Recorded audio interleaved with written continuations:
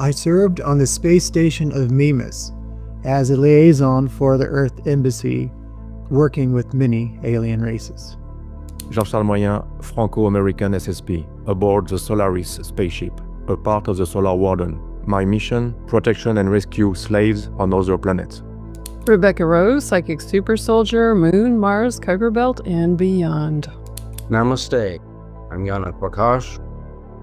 I am a multidimensional healer, work directly with the Dormant Council, and infinite creation through the oneness with all that it is. We know if you won't tell them the truth, we will. Hi, I'm James Rink.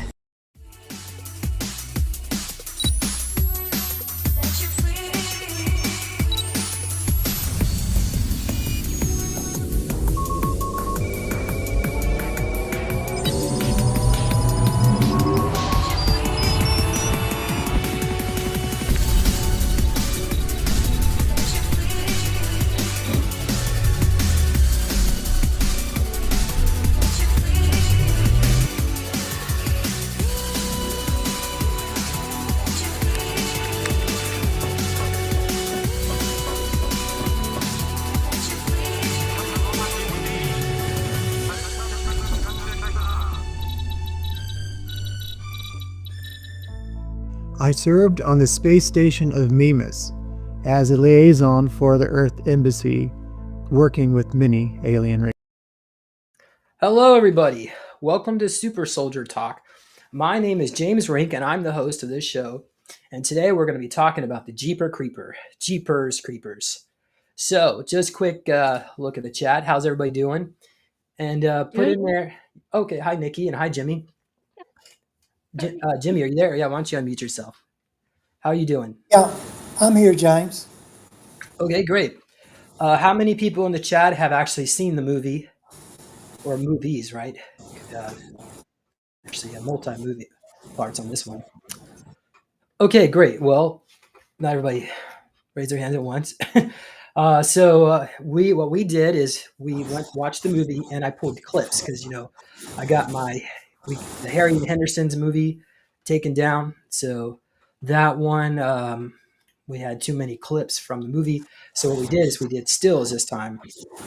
And Jimmy, we're getting feedback from your mic. There we go. So much better.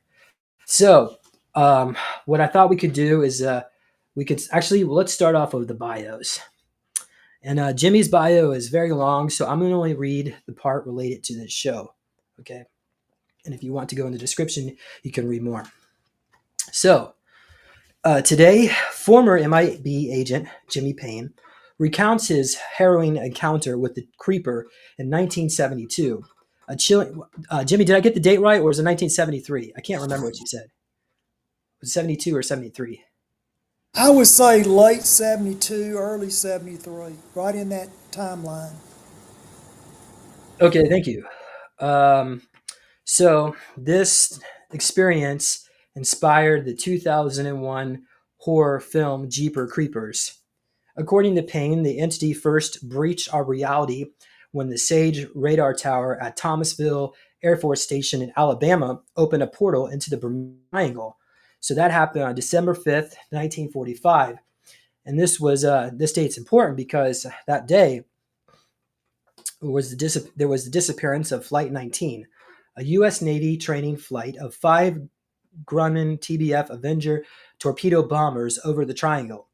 So all 14 aviators aboard Flight 19 were lost, as well as 13 crew members of the Martin PBM Mariner dispatched from the Naval Air Station, Banana River, to search for them. So that was a loss. A total. I'm going to do my mathematics. So we have 32 lives. Jimmy, I don't think the Creeper was actually eating those people, right? Or maybe he was. I don't know. You want to mention? James, I just want to talk about what happened during my time rather than speculate. That's totally fine. Okay. All right. So the Creeper is a time traveling alien, or not, what we call cryptid, right? Is said to have claimed the lives of 600 people At the initial incursion, it lay dormant. So from 45 to 72, it's believed it was laid dormant in the limestone caverns beneath central Florida, where it was reawakened in 72. The film features the abandoned St. James Church located at Dunellen in Ocala, Florida, where the creeper stored its victims.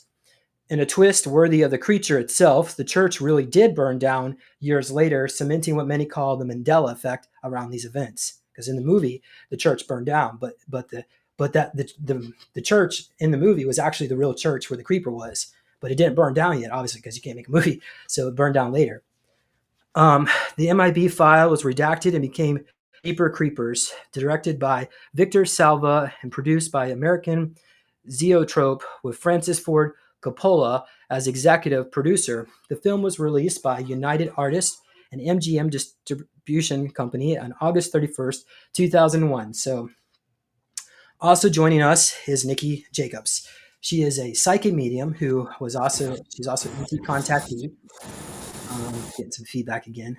Okay. She's a surrogate mother of numerous hybrid children who was once forced to participate in the SSP as a pilot.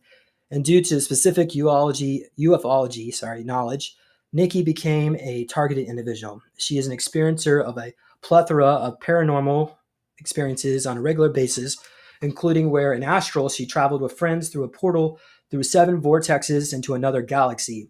And she has done various energy works and worked with psychics, energy workers, and astral protectors, both individually and on teams, and experienced extensive use of higher consciousness work. Nikki has some cryptid experiences, was on the ufology team, and has extensive experiences with spirits, angels, hierarchies, and the Fae. Okay, we're going to stop there because, he was in Star Trek, right? That's the Star Trek, Predator, the Alien movies. Oh my gosh, the It movie, right? Oh no, that was in the creature named It. So, and we also talked about the Vandenberg Air Force Base mission to the moon under Apollo 20. Okay, Jimmy, where should we begin with this? Why don't you unmute yourself? Well, let me first start off. This was about 1972. Now, a couple of things was going on in 1972, 1973. I don't think they're directly related to the case, but there is some abnormality going on during that time period. So I'm going to read off about a dozen things that we need to be aware of. So to be mindful. Okay, in Liberty, Kentucky, there was an encounter February the 27th, 1973. A young couple reported seeing a large glowing object land in a nearby field, claimed to have seen small humanoid figures moving around the object. The encounter reportedly left both of them shaken, and their story was covered in local news.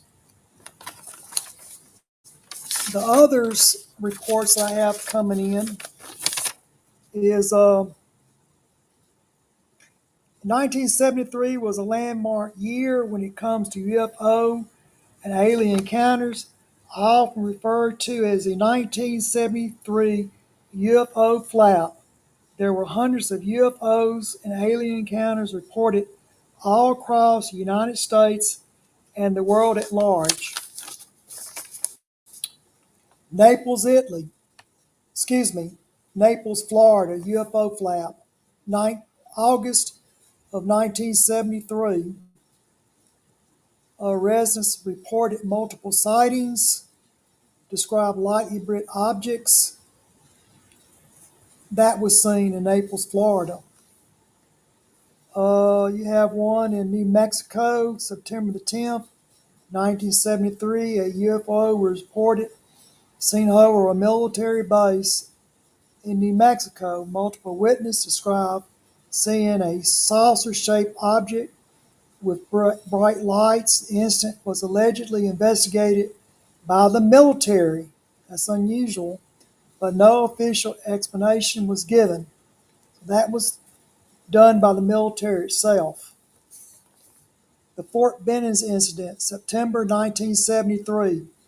Soldiers at Fort Benning, Georgia, reported seeing a large dish-shaped object with bright lights hovering over the base. Some soldiers claimed to have experienced missing time and strange dreams after the incident. The case was reportedly investigated again by the military authorities, but no official explanation was given. Skylab 3 UFO sighting, September the 20th, 1973. Astronauts aboard Skylab 3 reported observing a red mysterious object near the space station. This sighting is noticeably due to the credibility of the trained astronaut observers. We had the Manfield helicopter incident. 4 Army Reserve helicopter crew members reported a near collision with a cigar-shaped UFO near Charles Mill Lake in Ohio. The incident was corroborated by witnesses in Richland and Ashland counties.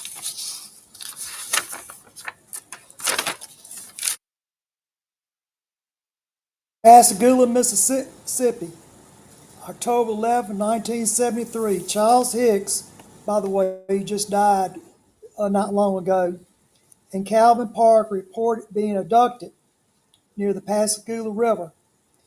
The case gained a lot of attention.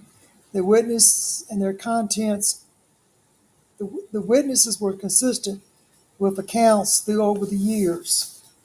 The Ripley UFO encounter. A family in Ripley, Mississippi reported seeing a UFO land in a nearby field and observed small robot-like beings emerge from it. The Ohio UFO wave, October 1973.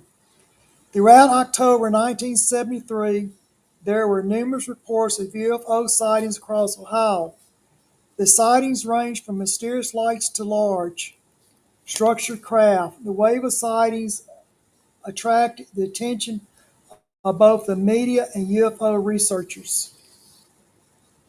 The Falkland Metal Man, October 17, 1973. The police chief of Falkland, Alabama, claimed to have encountered and photographed a metallic humanoid figure. The incident occurred after receiving a call about a UFO landing. This is an important one here. The Millstream Air Force Base incident, November 1973. Security personnel at the Millstream Air Force Base in Montana report seeing a large glowing object hovering near the base's nuclear missile silos. The object reportedly caused electronic malfunctions in some of the silos. The incident was allegedly investigated by the Air Force, but details remain classified. Now, I'm not claiming these reports are related. All I'm stating is that we had strangeness in the skies during the late 1972, 1973. Now, I'm going to get into my story. During the time, I'm stationed out at Nellis Air Force Base, which is currently at Indian Springs. Basically, that's Creech Air Force Base. But I was at Indian Springs, Nevada. And in 1972, the last public flight to the moon occurred. That was Apollo 17.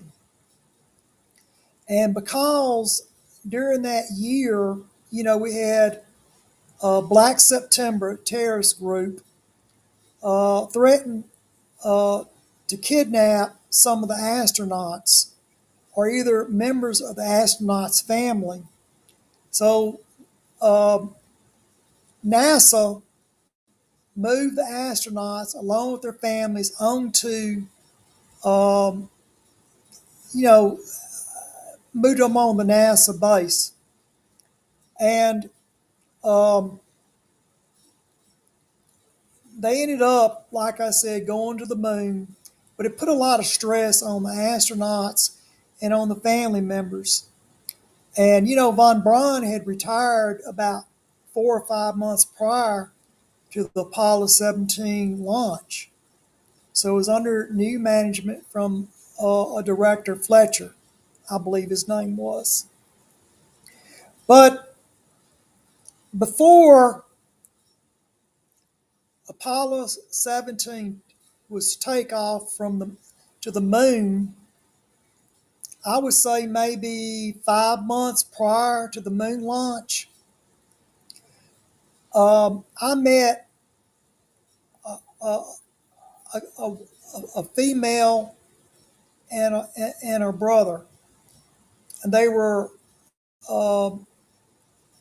I'm going to refer to them as Derry and Trish because that's the names that we're going to use tonight. We're not going to use their real names. We're going to use the names they used in the movie for privacy reasons, James.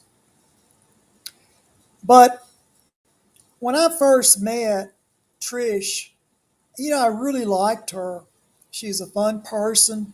She's a presidential model, and she she was single, and that's what kind of caught my attention. I thought she was nice looking. She had a fantastic personality, and her brother, um, he was going to college, taking a college course, and he was extremely intelligent. Now, in the secret space program, occasionally they'll pick somebody um, to become an astronaut, and he was going to be the astronaut, not a secret astronaut, but he was going to join NASA and fly on the space shuttle. He was going to be one of the crew members. So when they retired the Apollo uh, program, they had to go ahead and wire up and put all the gauges and all the valves and all the pipe fittings into to the space shuttle. So he knew how to read the blueprints, and he knew all about solenoids and valves and such. So he was going to go to college in Florida because they still had to, build the space shuttle. And but what happened was Trish, getting back to her, James, she she does counterintelligence. Um, because I told you about Black September trying to blow up the space shuttle or either kidnap one of the astronauts. What she does, she's kind of like a social butterfly. She's very pretty, and men will talk to a female quicker than anything in the world. So, what she does, she floats around, she collects information, and then she feeds it back into intelligence. Okay? Now, I say about 5 or 6 months before the Apollo 17 took off is when I met her. I'm more familiar with her. I have met Derry, but uh, I was told I would end up working with her, and I was looking forward to it because I had not long lost Kathy O'Brien. Okay, um, So, What do you mean lost? well, I think at the time, James, Kathy, uh, she was taking a temporary leave of her duty. I think she had to take care of one of her children, and usually they don't. When children are real young, they don't like to disturb them from their mother. She would eventually came back on in, but temporarily, I would have went over and worked with Trish while Kathy was taking care of her baby. You know what I mean? Um, Sometimes it's best the mother take care of the child rather than a babysitter. So, Wait, hold on, Jimmy. Let's give Nikki a chance. Nikki, do you have any questions or anything? Because we didn't really get introduce you that much. I'm getting little psychic things here and there, but not quite ready to go in. I questions about the Naples, Florida one. What and then questions about Pascagoula. Was there one or two individuals that never actually came forward that anybody found out about? I can't tell you that because part Okay. of when I ran it off, there's a little black box over part of that report. Had I just read it without printing it off, I probably could have read it. But once I printed it, it No, blocked I part got of the it. It's report okay. off. It's okay. But the other one about the Pascagoula, um, Charles Parker. Let me see if that's his name here. I'll make double sure. Oh, Charles Hicks. Um, he passed away maybe a few months ago. Uh, so he was the only one left. Now Clyde Parker died several years ago, but Charles Hicks just passed away. That's the one in Pascagoula, Mississippi. And incidentally, that shipyard is next to another shipyard. Does a lot of military. Uh, they do military work for the Navy. But the shipyard he was at was an abandoned shipyard where they would tow all the old tow scrap, the ships that needs to be, dismantled or, discarded of. So it didn't have any security guards over there. Um, where were we at, James? Yes. So we were discussing about Daryl and Trish and Kathy O'Brien. Um, and then we had Okay. about Kathy O'Brien being lost or whatever. Well, when I meant lost, I meant she was busy taking care of her child, Uh, but they had told me, said, well, you're going to be working with Trish, and for the time being. But I met her and I talked with her, and like I said, I was looking forward to working with her. Of course, I didn't think it would be something this horrible that would happen to her concerning her brother. But let me go on now with the story and kind of tell you how I got involved in it. Now, when you when you're watching the movie Jeeper Creepers, um, this is really a two-part movie, a part one and part two. Part one, we're just going to get into explaining what happened, and that way you'll have a better idea if we decide to do Jeeper Creepers 2. But primary tonight, we're going to talk about Jeeper Creepers 1 movie. Now, if you take an intelligence report and it's classified, and you go through the Freedom of Information you'll get the report, but it's blacked out. I'm sorry, James, you have to put up with that phone till it stops ringing. But what happens is once they wait a second, James. Let's just ring for a second. Good, it stopped ringing. Um, when you once this freedom of information is requested, you get a freedom of information report and it's blacked out. So what happens is you take somebody like a movie company or maybe a writer, he will get it, and all thing that he has to do is just fill the black part, the blackout part, and he just plugs in, Redacted, Jimmy. It's yeah, redacted. redacted. Um, I'm trying to get the word in my mouth here, but you hit it right on the spot. So they just add to it. Okay. Now, let me go on with the story from this point. Right about late 72, okay, the leaves have pretty much fallen from the trees. They're everything is, getting towards the end of the year.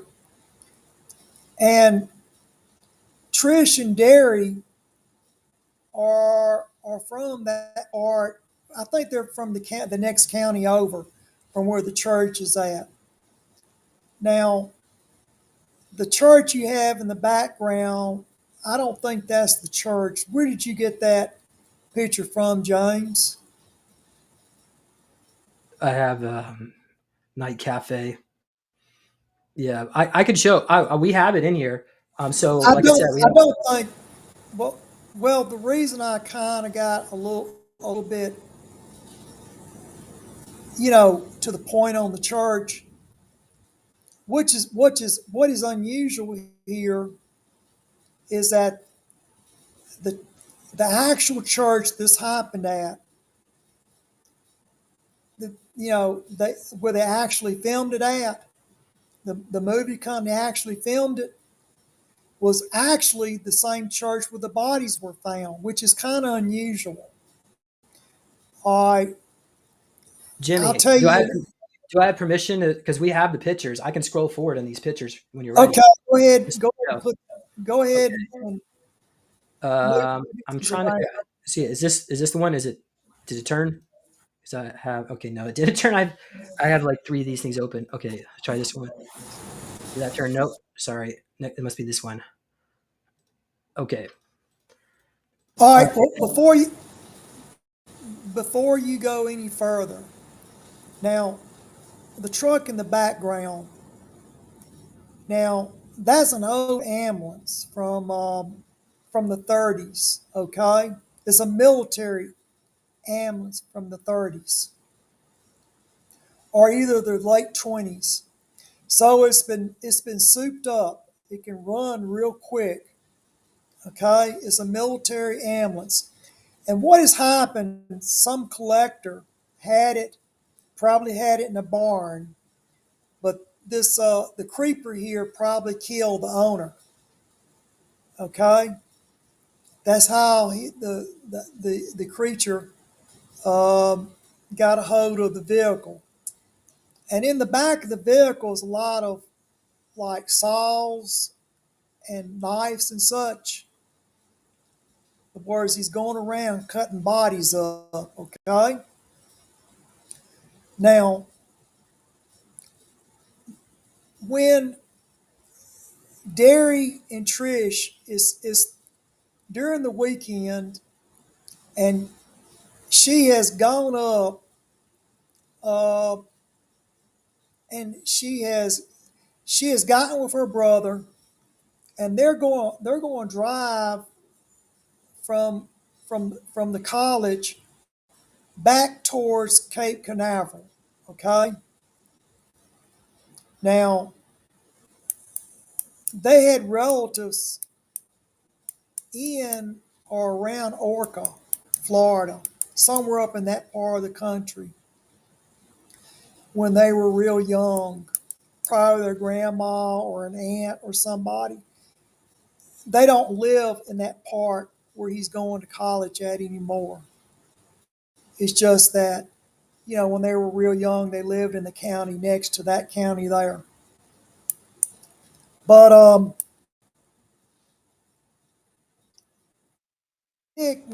when both of them got together, they're driving back they're driving back east, and they see a man getting out of a truck behind an old church, and he's carrying a blanket, and is covered in blood, and he's putting the body down into the pipe. Now, that church, you misidentified it earlier tonight. That church is the old church of Orca. It's not in Orca, Florida. It's the old Orca church. What about Okay? even Little St. James? Well, it could have, it could have been different denominations were in there. Maybe at one time it was St. James, but I can't tell you that. Now, when when I all right,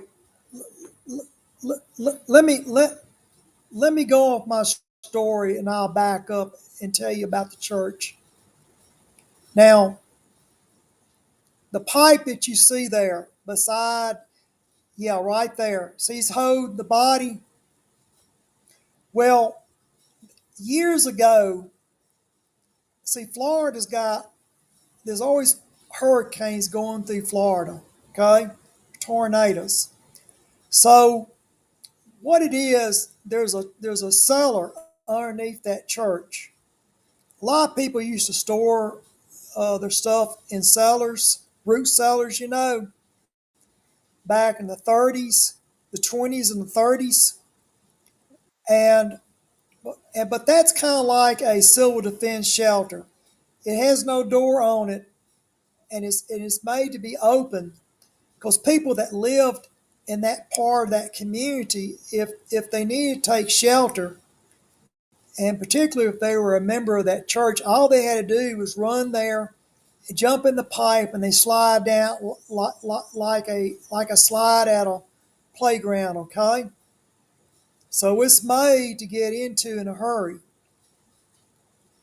Now, when Derry and Trish after they had the man got behind him driving like a wild man, you know, uh, he passed them, and as he's getting out, dumping the body into the pipe, is when Derry and Trish saw him from the road. Okay, and if you go forward with it, you'll see him jumping back into the old ambulance and going after the brother and the sister. In fact, he will ram them from behind and they run off into a vacant field.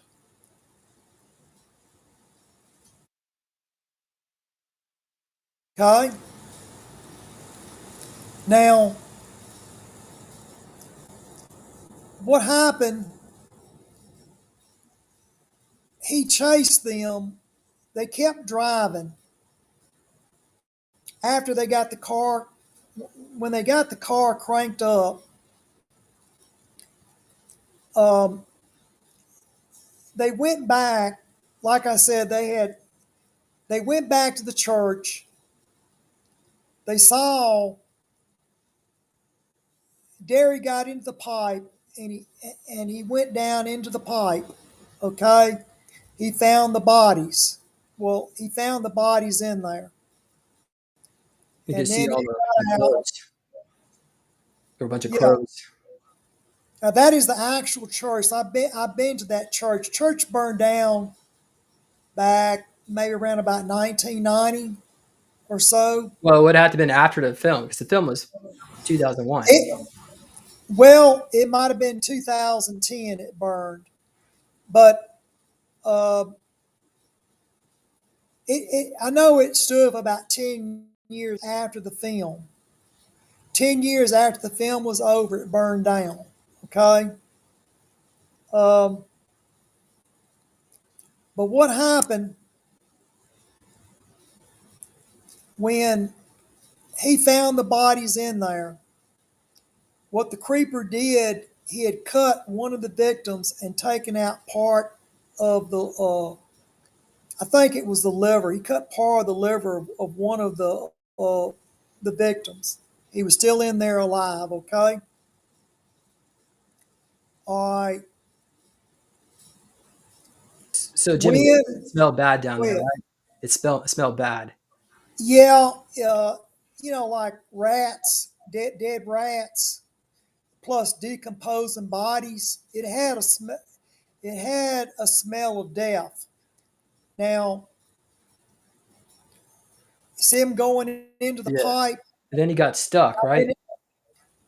Well, she let go of her brother, and he slid down. There's about a 7-foot drop. It used to be a walkway. Some stairs you go up on. When you come down the pipe, you land on a platform, and you came down about 3 or 4 steps, but they had taken out that wooden platform. That's why he fell so hard. Okay. Now he gets back out, and he's real shook up, and they leave. They leave there. Wait, Jimmy, this guy was still alive. He was still alive. He's got part of his liver cut. I think it was his liver, from what I understood. And Jimmy, you said this guy was a time traveler. So do you think this guy was even from? No, what I said was he was studying to be an astronaut. No, the creeper was a time traveler. So the body could have been from a different time. Well, now before we go any further, now there's a state park called Rainbow State Park or Rainbow Park. It's probably about. Can you pull up? Go to Google, or go to Google. Go to Google Earth and type in Rainbow Park, Florida. You shrink that and just put that up for us right quick.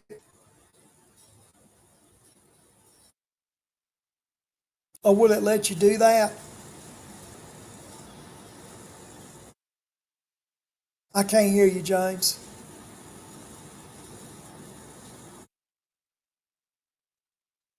You're muted.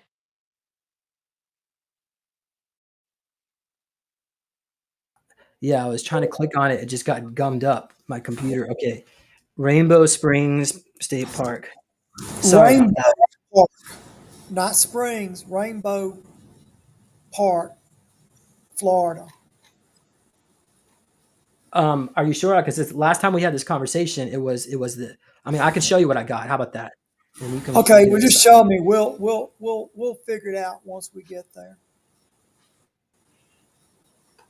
Okay. James, I can't. I could try to make it bigger. I could do this. Get a little closer. Here's the Rainbow River. All right. That part, James, please don't jerk it so fast. Real smooth it. Now, do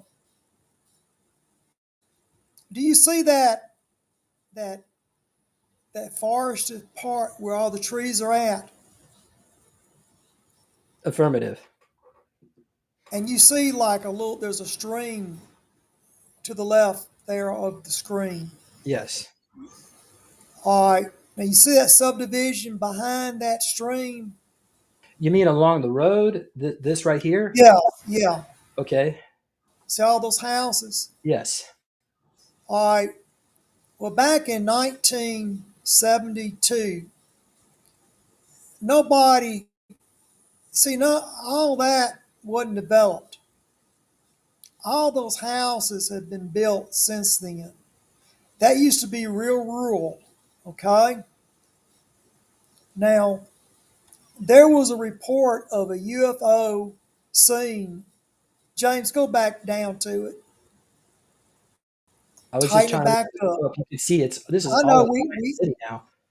I know, but I'm not ready to move on yet. Well, I wasn't gonna Not move. not that close. It was one of these Back, homes though that you wanted to show, right? James, just back out a little bit. Don't get so close. Right there. Now, I went into that park and I looked around and I found some landing marks where maybe a spacecraft came down in that park. And I walked all through those wooded area there to that creek there. Now, if you watch the movie, you see Trish and Daryl drive up to a woman's house and she's got a bunch of cats. And they Trish wants to use her phone and she doesn't have a phone. And while they're talking to her,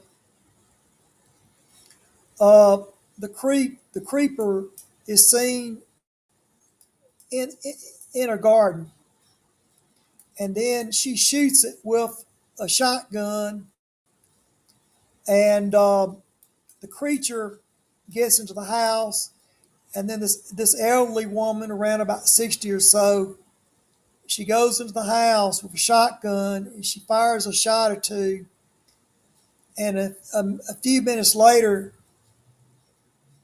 they see her and the creature's hugging her. He's killed the woman. And then they jump in the car and they take off. Now, once she jumped in that car and took off her brother, she drove all the way from Florida nonstop. She drew all the way from Florida nonstop to Nevada. And she showed up at a little cafe just outside the base there.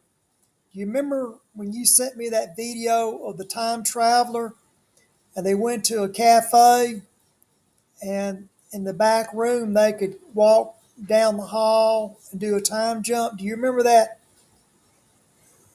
video you sent me, James? No, but if you happen to find it, we could share it again.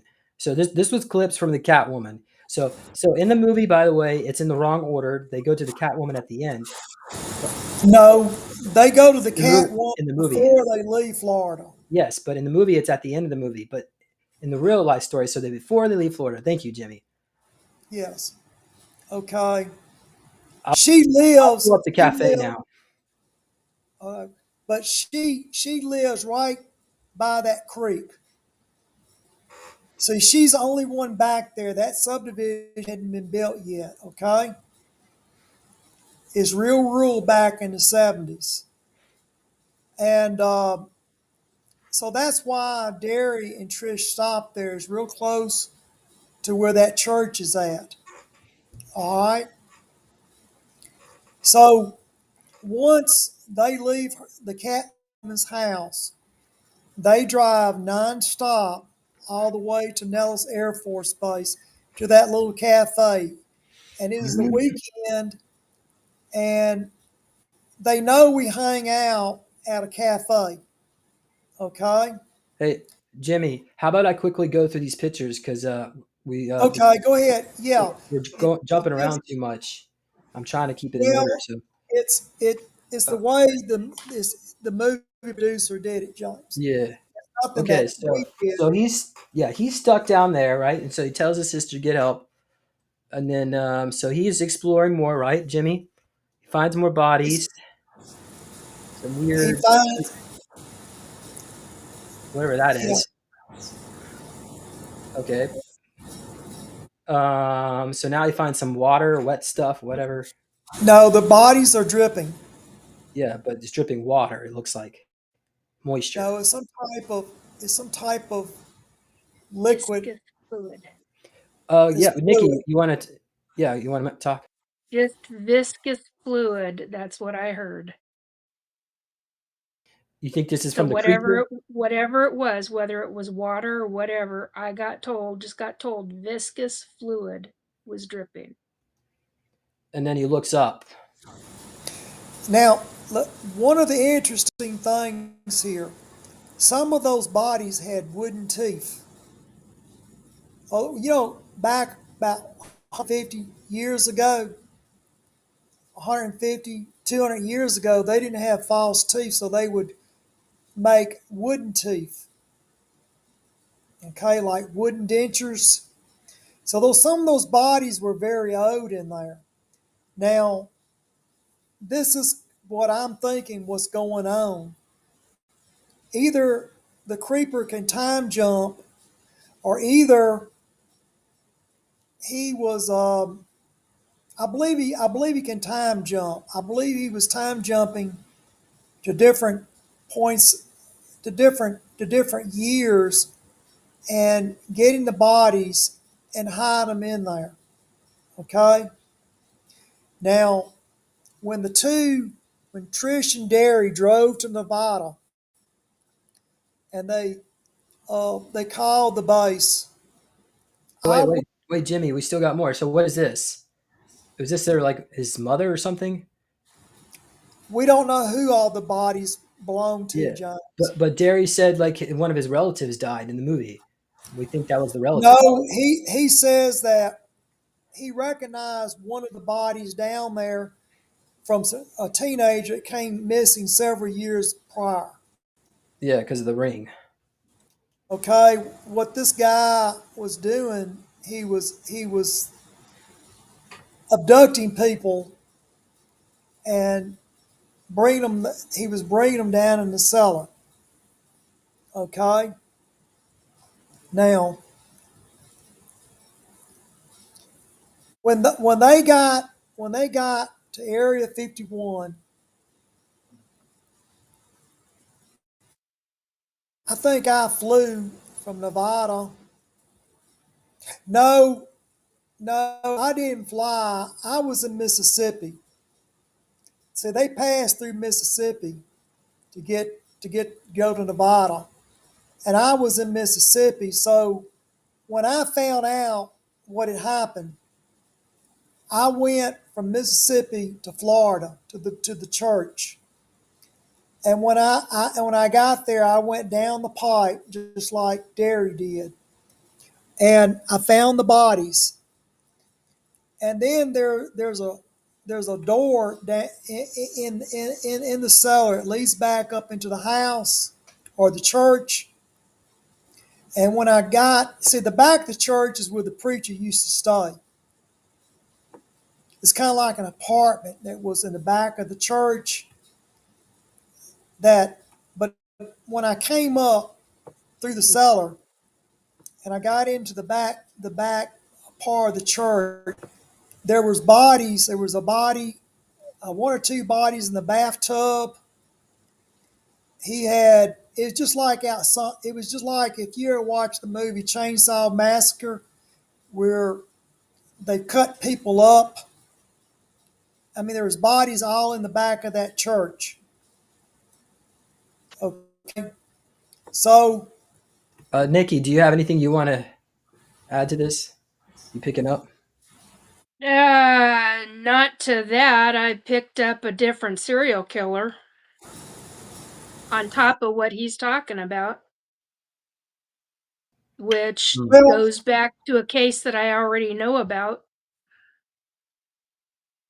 So I'm finding all of this interesting because that means that this area is there's something specific about this area, well, and it's see, an area to really look into, and probably a group of psychics should get their asses over there to, sorry, language, should get their rears over there to check out that area because there's something going on. If I'm picking up a different serial killer on that land, something's going on with that land.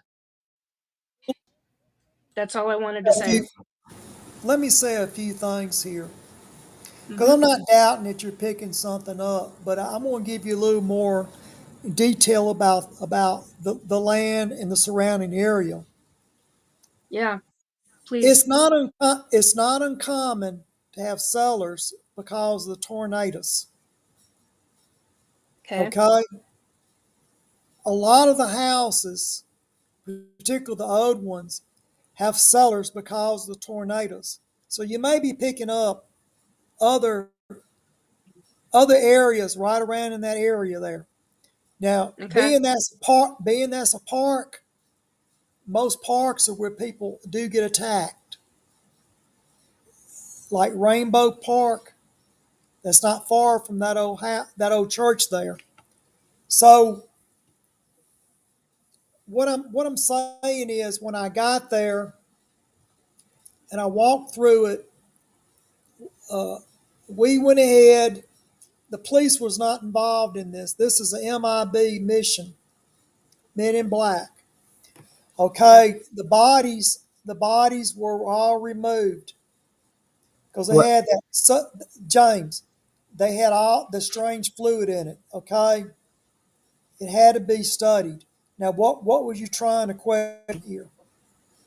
Well, Jimmy, so this scene that we're looking at here was actually in area Nevada, right? But Yeah, what yes, but it's not the exact place. It's not the exact I know. diner. Yeah, thank you. It's So the diner.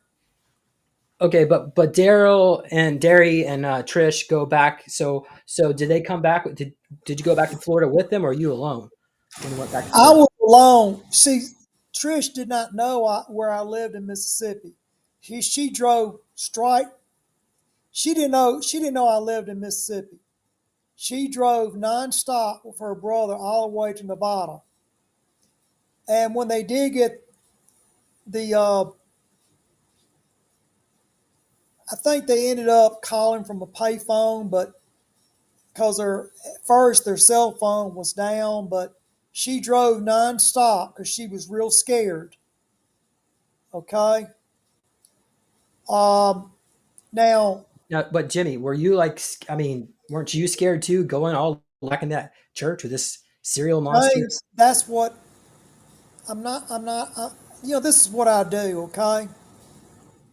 This is what I do. This is what men in black do. Okay. So when I got notified that there was a bunch of bodies in the cellar there, all right, and when she saw the creeper, she knew it wasn't human. So it immediately became a MIB case. You have to remember we have an astronaut. He's an astronaut. Then you have his sister.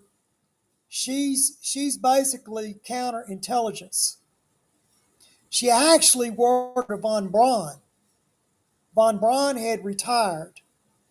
Okay, so she's come to Nella. She's looking for me. All right. Now let me get back to the story here. When I realized that the bodies in the church. Some of them had wooden teeth and all that. I Jimmy, immediately knew. Jimmy, my drawer just closed on its own. It's never done that before. I think there's something here. Nikki, are you picking up on anything? This is a Not at this second. Hang on. I got that's a higher consciousness thing for me. Okay. Hang on a second.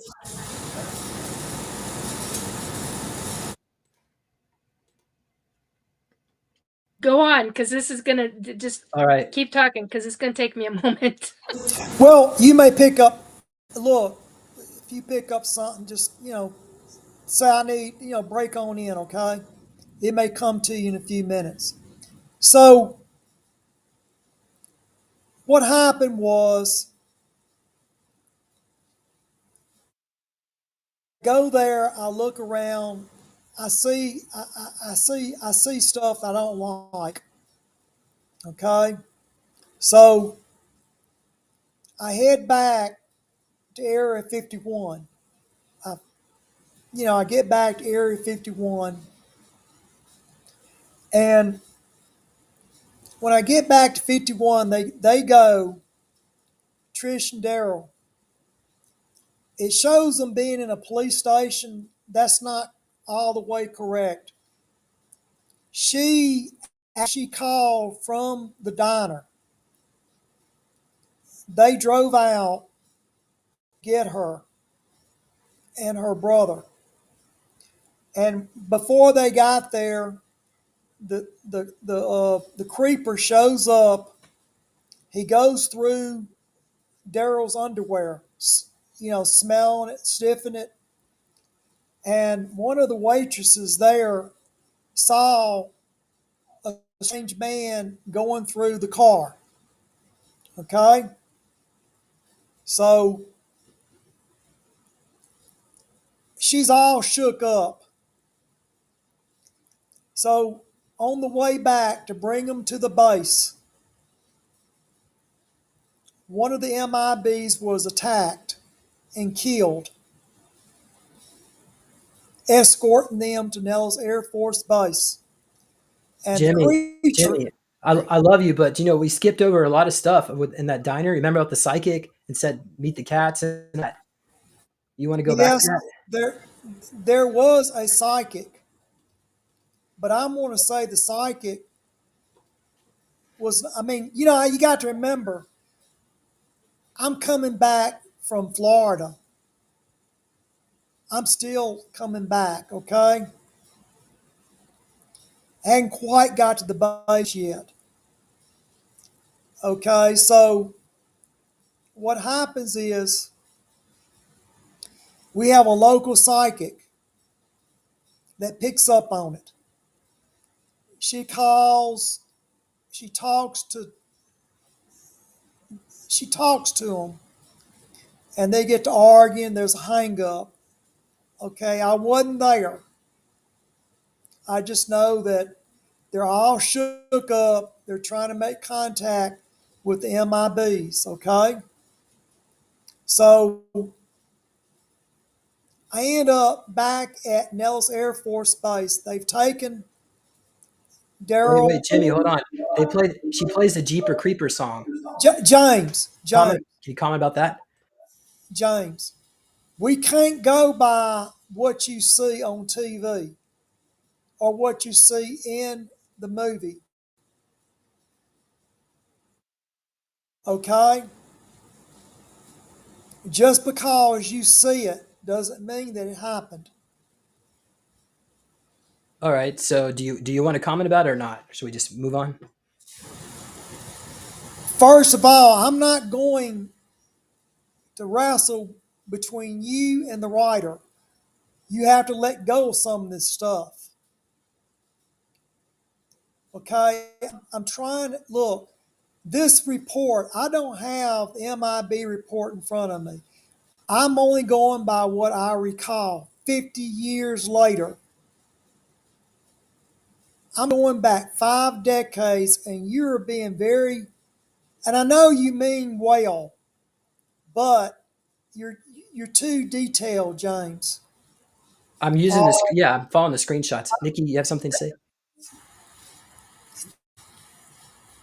the item that was in your home has been removed. It was not. It was a creepy crawly.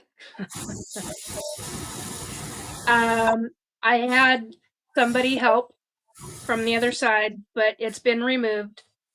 And yeah, this is quite the story and quite the experience that he's gone through. That's it. Well, getting back up one picture, James. Go back to the policeman. Stop. That's an MIB there. He works security at Nellis Air Force Base. He's not a policeman. He works security at Nellis Air Force Base. He's a MIB.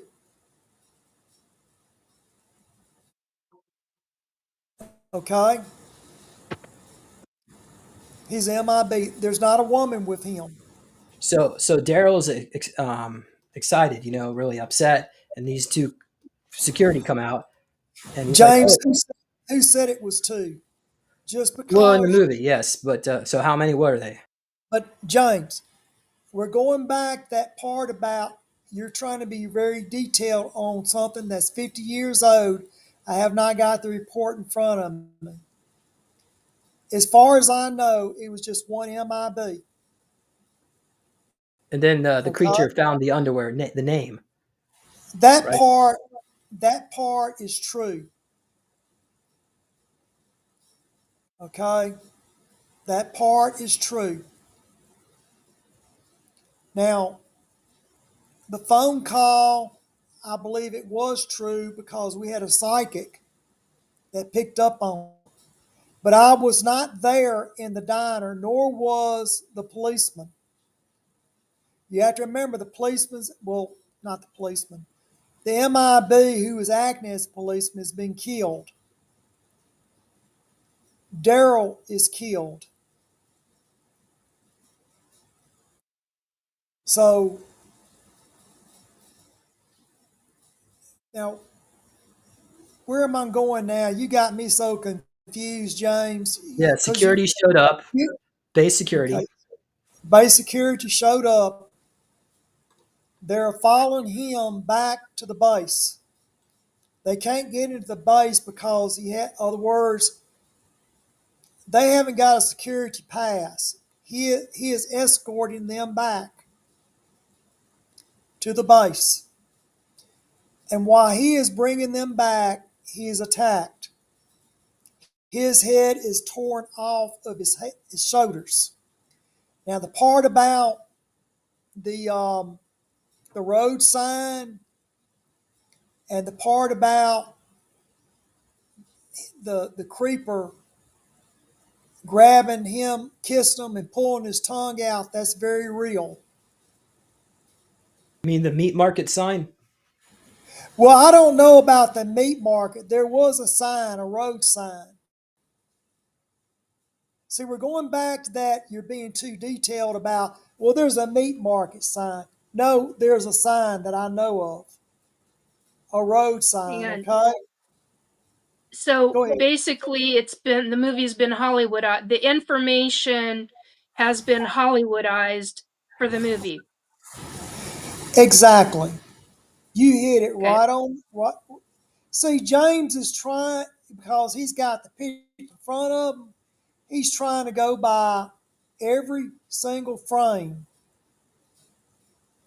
You know, Well, he's also trying to tell a story and tell and have he's you, because true. you're an experiencer with it. So, I'm not but experienced. there's I'm not experienced. I'm MIB. This is what yeah, I I know. do. That's what I mean. Okay. Sorry, I That's didn't. what. I wasn't clear enough. I apologize. Well, there. But yeah, that's what I meant. Yeah, but see, there's a real big difference between an experiencer and an MIB. What I do, I go to look at stuff like that. I handle creatures like this. This is a creature I've never seen before. Okay, until we saw him. Well, I know about reptilians, but there's different species of reptilians. You see? Oh yes, there are. this species is, I'm familiar with this particular species. I mean, I probably go through 50, 70 different types of alien groups because they interbreed, okay? This is interbred with something else. Now, That's what I was wondering. he's reptilian, but he's bred with something else.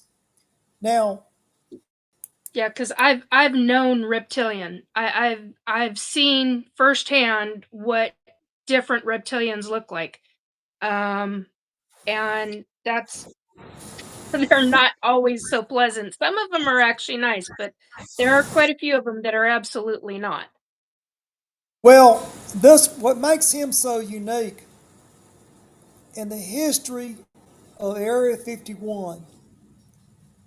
Now, the Men in Black was created in 1947. We have I've had different aliens that tried to get off the base. I never had one that came on the base. This one attacked the MIB headquarters. When you watch the movie, you'll see Trish and Daryl uh, in the police station. That's not a police station. That is the office of where the Men in Black are working. We have a stockade. It's an old jail. And if we have extraterrestrial that's acting up on the base, we put them in that jail cell. Okay? That's the way it is. This is And what I this is may what I I ask a question about that? yes, yes. So, regarding certain ETs, they have their own abilities. What kind of jail cell was this? This is Because one. most normal jail cells would not hold an ET, depending upon the race of Well, ET. ha, have you any idea how many different species of aliens Yes, there are? Okay. yes, I Okay. do. Okay. Well, some of them we lock up. Some of Yeah, them and we can some of lock them, up. yeah, some Some of of them can be contained. some of them can be tamed in like glass. You know what I mean? Some of them, Yeah, actually, I do. okay. Some of them can walk through walls. Yes, Okay. So don't get they fa- too they phase don't shift. yeah, don't get too technical because one, this is a species we didn't know anything about. This was unknown species till it showed up. Okay. Okay, so I've got another question. What Go ahead. is this? Is this the only one that the MIB ever came across, or have they come across others over the course of time? We come across we come across different species all the time. This But particular species, yeah. this particular species was never noticed to the night that it attacked the precinct. Look, I've had tall grays, I had reptilians, I've had astral beings. You know, look, I cannot categorize all the different species before. Oh Till yeah, you I under, understand that. Be too till long. you un, yeah, till you know the characteristics of that particular species, you don't know. Hmm. Okay. Now, let me get back to the story Yeah. to the report. So after the security, the MIB man was killed. The security agent was killed. They witnessed Trish witnessed that creature pulling the tongue out of the mouth of this MIB here. And she ran over the creature. You can see it in the movie that she ran over it. And but see, it can regenerate. regenerate itself. Okay, it can regenerate. Now, once they got back into the base, okay, once they got into the See base, how it's toying with them too, right, Jimmy?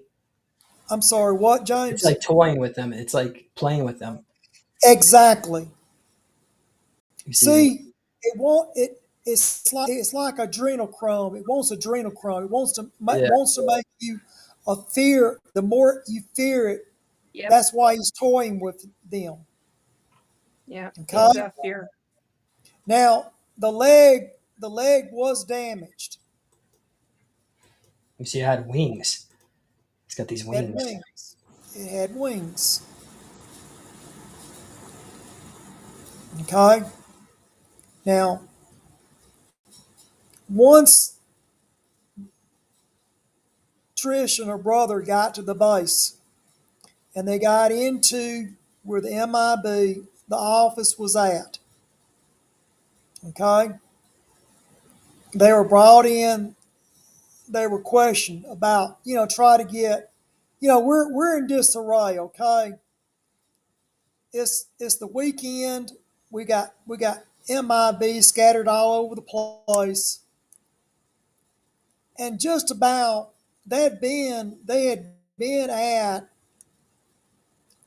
I want to say she was at the office maybe.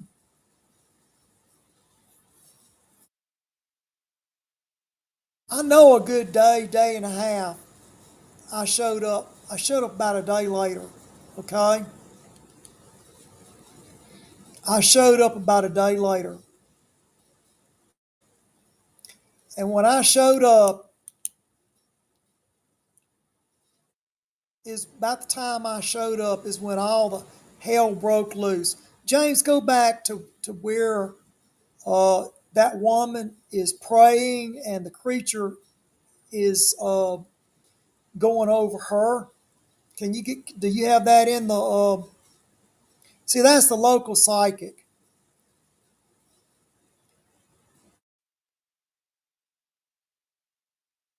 See, that's the old jail that we're think we're using.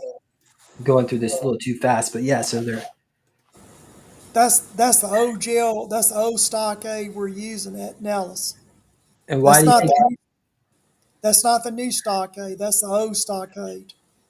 what do you think this means? Where did you get those eyes? Again, James, we're not going to speculate on how every we can't go word per word, frame for frame. Now that part, back up.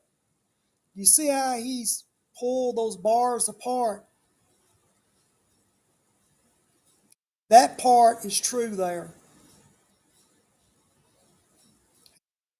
Bars back, he's attacked one of the individuals in the cell. Right, and they're no more. He's killed him. Now, the security officer that comes in there with the gun, he shoots him. Can you get to that scene?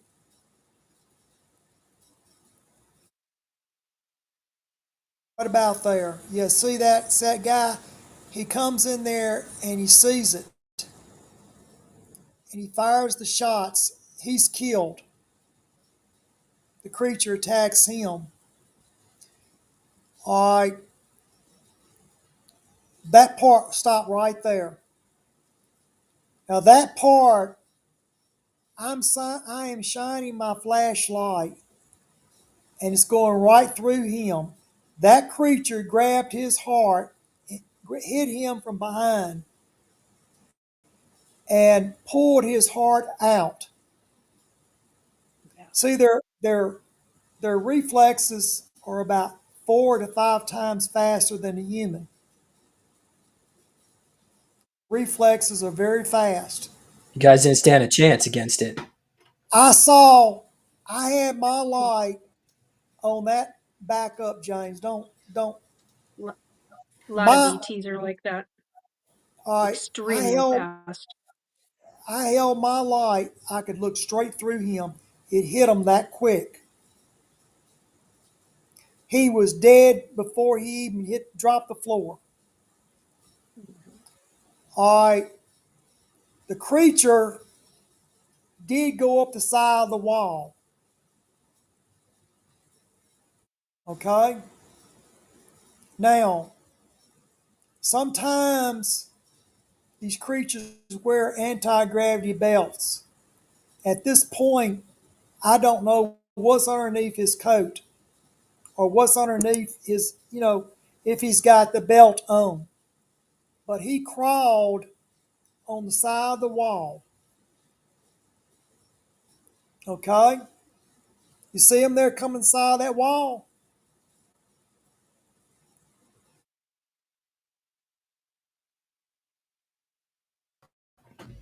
Oh, wow. So it defied gravity. Well, if he's wearing an anti-gravity belt, that would explain a lot of it. Okay? Now, I've gotten a close-up look at his hands, but it's not in that scene, but in Jeepers Creepers 2, I got a good look at his hands, and his hands doesn't have any suckers, on it where he could attach to hold himself. But now that part is true where he grabbed the psychic by the head, and she is praying for her life. She is frightened of this creature. Now, James asked me earlier about Jeepers Creepers. I can't speak for her because I don't have the report in front of me, James. So I don't know what she understands about what she picked up, because what's in the report is classified. It might have been blacked out. But she does work on the side, and she, like if we have an extraterrestrial, this moving about, she picks it up at the base. Okay, Nikki, she's not a ran. are you picking up on anything? So I'm just thinking about that psychic and what she experienced. Yeah. Well, I can't even, with my own ET experiences and what I have personally seen, I can't even fathom the kind of fear that this person had. you have to It's just, remember it's this goes mind-boggling, back. actually. This goes back 5 decades, so that's a very far reach for you to go back. It's not like a recent crime that you can walk in and walk around and touch something. I mean, I'm not one of those kind of psychics.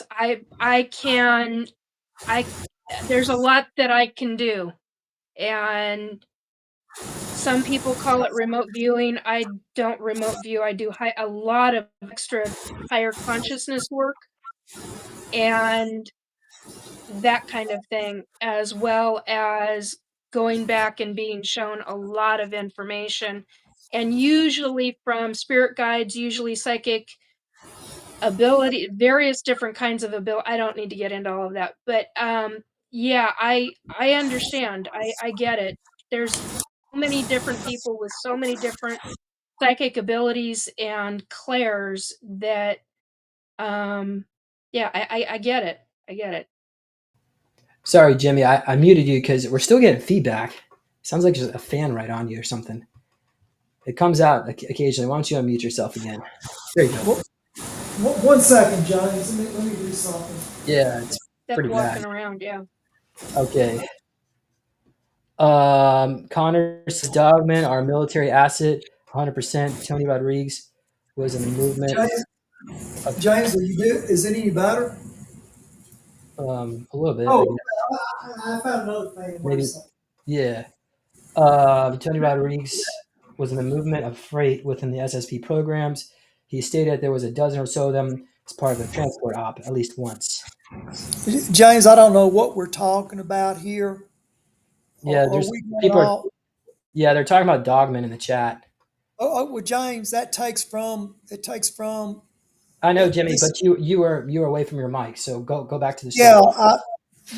I mean, I just He didn't was want to filling get. time. Yeah, that's fine. I just didn't want. So I didn't know what we were talking about there. It Yeah. kind of threw me a little bit. Was Um, death, yeah. all Now right. what's this? Now that part about the reverse mirror, that part is true. And he had gotten into the adjacent room. Now wait 1 minute. Now after he grabbed the heart from the MIB, after he killed the MIB while we were at, he, like I said, it's dark. We're confused. We're we're trying to find where he went because he moves real quick, James. But he got past us because we were shooting, every which way. He got past us. But once he got upstairs, uh, he's looking at Trish, and then he breaks through the glass and he grabs them and he smells them just like you see in the movie. He's smelling them. And now, when I went, me and the other MIBs, we ran upstairs and I went and got my M16. Okay, in other words, we went and got some firepower.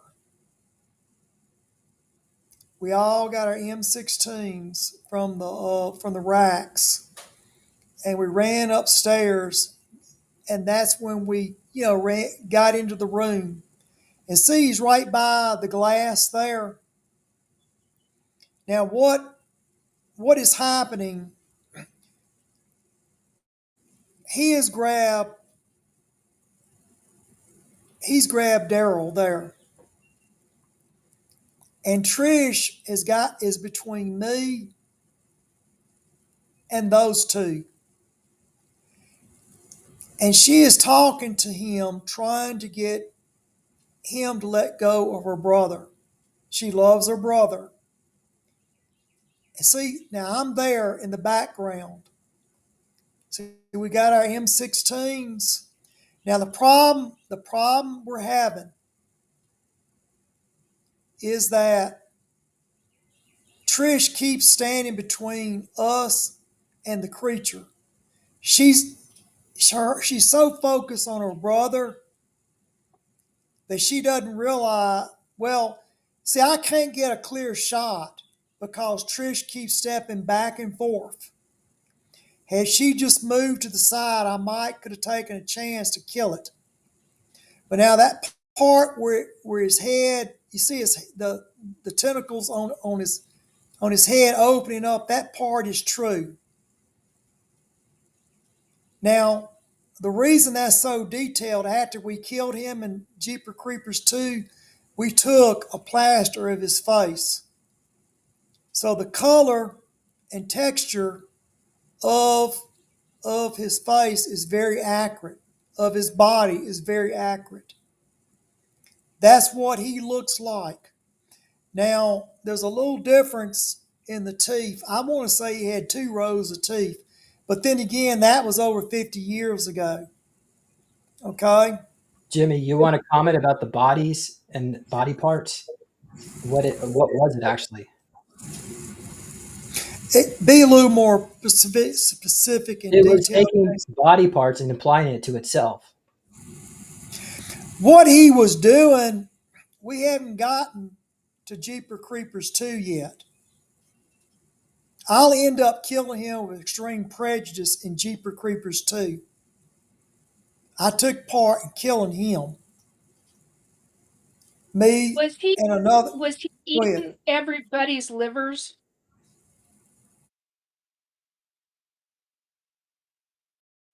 The only one that I knew of was the other boy down there that he cut open. Now, the other bodies, you have to remember when I found the other bodies, I can't get them down to examine them. I had a call to get other MIBs to come in. Now, what happened? Let me finish the story here, and I'm going to back up to the church, okay? I don't like jumping back and forth, back and forth. It confuses us. Let me finish the story, and then when I'm through, I'll go back and go in more detail about the church.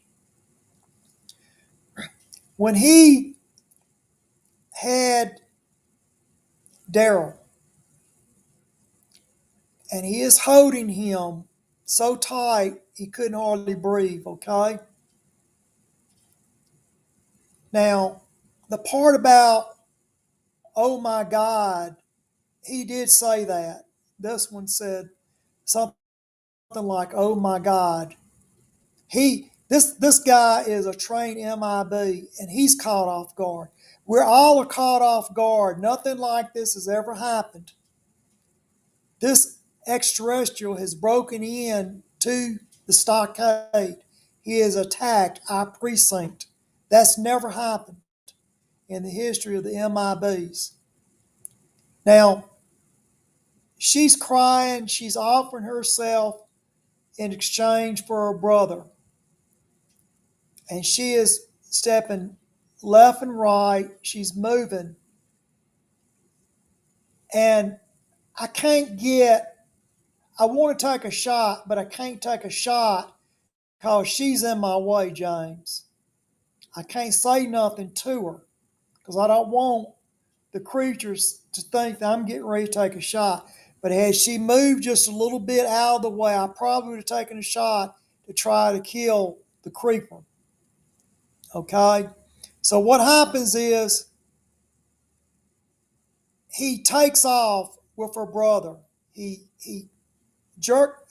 brings his wings up, and he leaps out that window. And we all run to the window with our M16s. We can't shoot because we can't get it. We're scared we're going to hit her brother. So we're all standing at the window here as a creature has flown out. Now, you see the moon in the back. He uses the moon. See, to me, he may use the moon, to see what he's doing. He may not even need the moon. He may be like a deer where he don't need any light, but there was enough light for us to see him with the moon in the background. So that part is true. Okay. The next day, her parents did show up, and she, like I said, you see her screaming, running out in front of the building. That part's all true. And I'm very concerned. She's gone into depression there. And see, the psychic is trying to talk to her. That part is true. Now let's get back to the church in Florida. That church stood to about 10 years ago, and it burned down. But what happened was, when the MIBs got to the church, the bodies were put in body bags, and they were removed from the church. And we took a bulldozer and we filled in the cellar because, we didn't know if there was more than one of these things. So the cellar was filled in with dirt. The pipe was pulled out. The cellar was filled in with dirt. And the church stood for about 10 years. Now, during the 10 years, the film crew showed up and they filmed it at the church. Actually, the church you see that, not the church in your background, the church you're seeing right there with Daryl with the flashlight, that is the actual kill site. That is the church that I went into. Now, what questions do each one of you want to answer?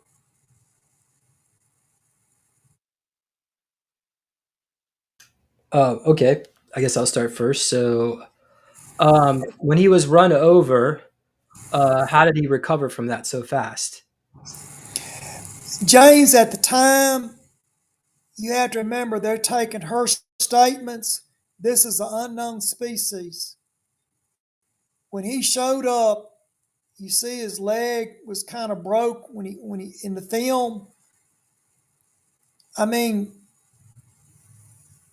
he like I said, when he drinks the adrenochrome, he's able to repair himself. You see him walking into the precinct with a broke leg or a part of his foot gone. But then when you see him standing with the hostage before he breaks through the window, his foot is repaired. So he's able to repair himself if he drinks adrenochrome. Go ahead. Next question. Okay, did he use time travel to acquire the ambulance? I don't know, James. I believe the ambulance was from a collector. He probably broke into somebody's house that had a garage that collects old cars. It's not far from a military base. So I believe who was collecting old cars and old ambulances, old vehicles, they probably bought a surplus ambulance. And that thing was way faster than Trish and Derry's car. Yes, because it's a military ambulance. It's built to run fast. Thank you. Okay, next question. Why did the creeper choose Derry instead of Trish? James is probably for the adrenochrome. He's Was she pregnant?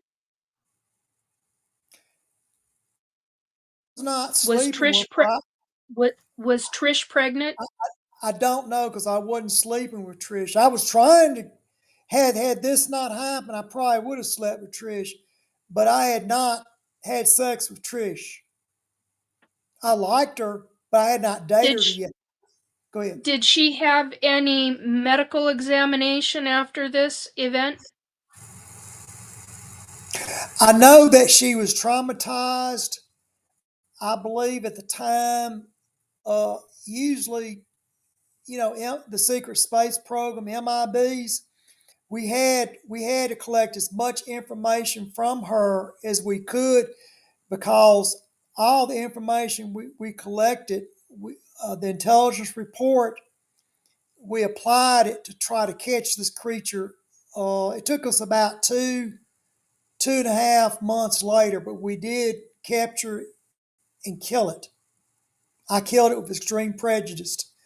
As far as a medical doctor, I believe that because she was, tied up with NASA and everything, so they debrief their agents very well, and because she worked for Von Braun, I would imagine, like I said, that NASA took care of that on their end. See, I'm Area 51. Okay, She's Okay. she's NASA. Derry's NASA. Now, let me say something else. In the movie, you see a red rose tattoo on his stomach by his navel. I'm not sure if it was Daryl's mother or if it was Trish, but Order of the Red Rose, kind of Rosicrucian stuff. Have you ever heard Order of the Red Rose? Mm-hmm. Okay, it's a cult doesn't mean it's something satanic. It just means it's something hidden. Like Kathy O'Brien, I believe, if I remember right, Kathy O'Brien was in Order of the Red Rose. I have to ask Kathy, but But I do know that a lot of the presidential models are members, not all of them, but a lot of them are they're members Order of the Red Rose. Go ahead with the next question. I Thank you. try to answer you about the medical part, but you have to remember it's 5 decades ago, Yeah. Oh, I and understand. instead of me working with Trish, I never really got to work her. I thought I was going to work with her, but I never thought it'd be her own brother, the loss of her own brother. It All right. happened real quick. Go ahead. We had a few more screenshots. I'm just quickly, I hope I'm not giving anybody epilepsy, but sorry. Yeah, well, I mean, Oh, just here, I oh, mean, here I it don't, is. I don't, Here's the foot you mentioned earlier. his foot was gone when he got to the police station because we found the foot. I want to say his foot broke off, not in the road, but broke off at Area 51. Then again, it's been a long time, but um, go ahead.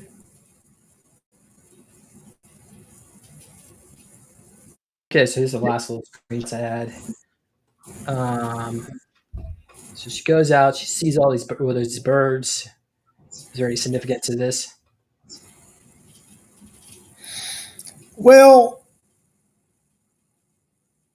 we never found where what he did with the body. I take that back. I think it was part of the body was found at an old abandoned factory, but the creature was not there. I don't want to get into part two because one, we need to get through part one and let everybody absorb it. Go ahead.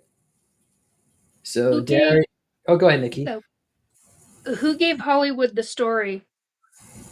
Because if this was an MIB case, was it the MIB that gave No, no, Hollywood producer the story? no. MIB didn't do that. Let me tell you how that came about. A woman by the name of Sue Ford, she used to work for Henry Kissinger as a secretary. Mm-hmm. She's a presidential model. She also used to sleep with George Bush Sr. It's not uncommon for a presidential model to sleep with a president. That's why they call them presidential models. Okay? Now, what happened was Sue Ford got into the records behind she took a lot of the shows or a lot of the X Files that I'm involved in. She takes them. She goes through Senator Robert Byrd of West Virginia. He's dead now. He was on the Ways and Means Committee, and once the government blacked out the real sensitive stuff like the names of everybody, once they blacked out certain parts of those MIB files, they sold it to Hollywood. So they're going to get money for for this for these documents. They're going to get cash money. Yeah. Then you get somebody like James Cameron or Steven Spielberg. You know, I'm not naming them particularly, but I'm just giving you an example here. Yeah. Like And the then movie they've Pandora. already, yeah, That's real, Jimmy, right? Pandora. yeah, I was at Pandora. So once they get these intelligence reports, and they pay them cash, the writers get in, they make a movie. It puts people to work in Hollywood. A lot of these actors would have been, I mean, Hollywood would have shut its doors years ago. But All these reports are fueling Hollywood. Why is it that every time you cut TV on, you're seeing a horror movie or alien movie? You're not seeing a romance movie. You're not seeing a Western movie. You're not seeing a comedy. You're just How about seeing horror. a romance movie with aliens? They don't want to do aliens impossible light, right? It's the same old stuff that's been recycled. And how many millions did they make off this, James? Was it 30 million or 40 million they made off of Jeepers Creepers? That's a You great go to question. Wapikia and put in Jeepers Creepers film and see what it grossed, how much it cost, and how much it grossed to make. Okay. Put it Uh, up. Put it up where everybody can see it. yes, my computer is kind of freezing up. Unless she could do it on her end. I probably need a new computer soon. Hang on. Go to Wapikia, type in Jeepers Creepers film, and see Yeah. what it grossed.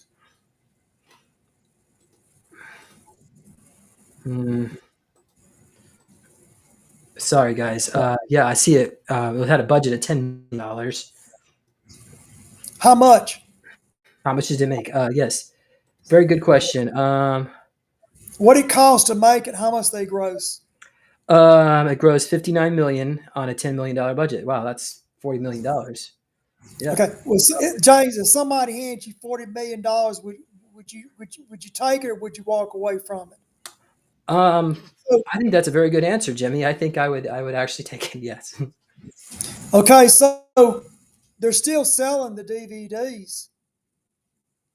They're still selling the DVDs. So they're still selling the T-shirts and the caps and the coffee mugs that has Jeepers Creepers on it. Do you understand what I'm saying? So those figures are probably out of date. Yeah. Okay. Oh, most likely because you get years and years worth of and probably trillions of dollars, not just multi-millions of dollars. You probably get close to trillions of dollars by the time you add all the merchandise. Well, if they decide to put it on TV next month, say a month from now, some company is going to pay the advertisement to put a commercial in there. So they're not through making money off of it. And that's just one movie. They still have Jeepers Creepers too. Yeah, there's 4 movies. Hollywood is a big commercial industry.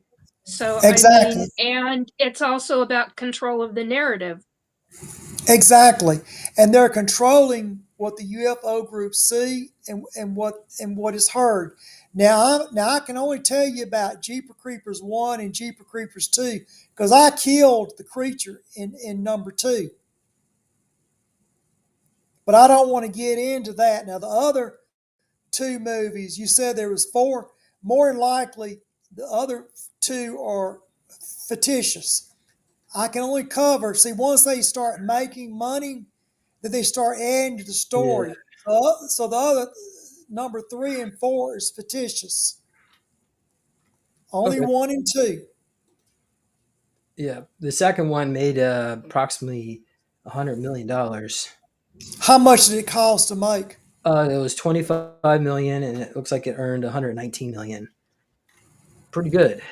So yeah. That's what about not 80? How much is that? About 90 million? About 4x return, yeah, 100 million or so, just under 100 million. Okay, well that's a pretty good return. I mean, once you have all your camera equipment paid for. Yeah. Only thing you got to do is pay an actress to get in it. Well, and then they've got the rights for the movie for however long, too. There's so much in movie contracts. Well, see, if you want to hide something, you hide it out in plain sight. Yep. Now, when Jordan Maxwell was alive, going back to the movie where Daryl had the red rose tattoo on his stomach, Order of the Rose. See, nobody's here to point that out because Jordan Maxwell has passed on. Okay? So the reason I know about this because now me and James has done about 24, 25 of these X-File cases. Probably closer to 30. Well, we still have about another 40 or 50 to go. Yeah. I mean, what I'm trying to say is all my MIB files, all these cases that I investigated are being made into movies. So I've got a question for you that's a little off topic, but yet it's not. Okay. So what happens when you pass, when you die, if you've got files at home or at whatever location that you have, what happens to your files? Do you have them, do you have certain groups that you plan on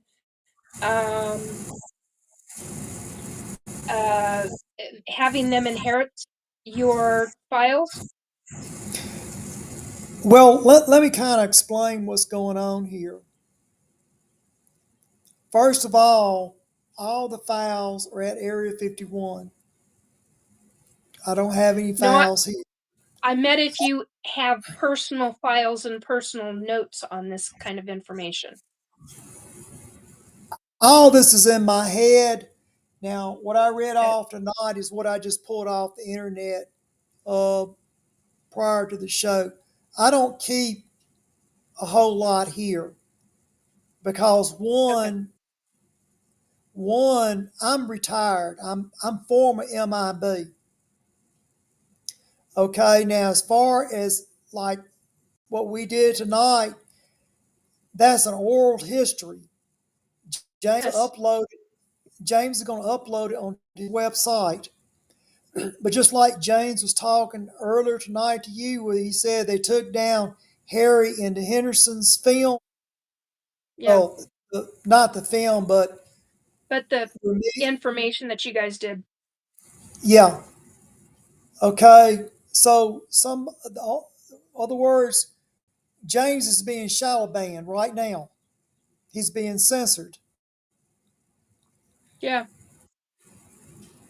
Happens frequently with a lot of people who are putting out information.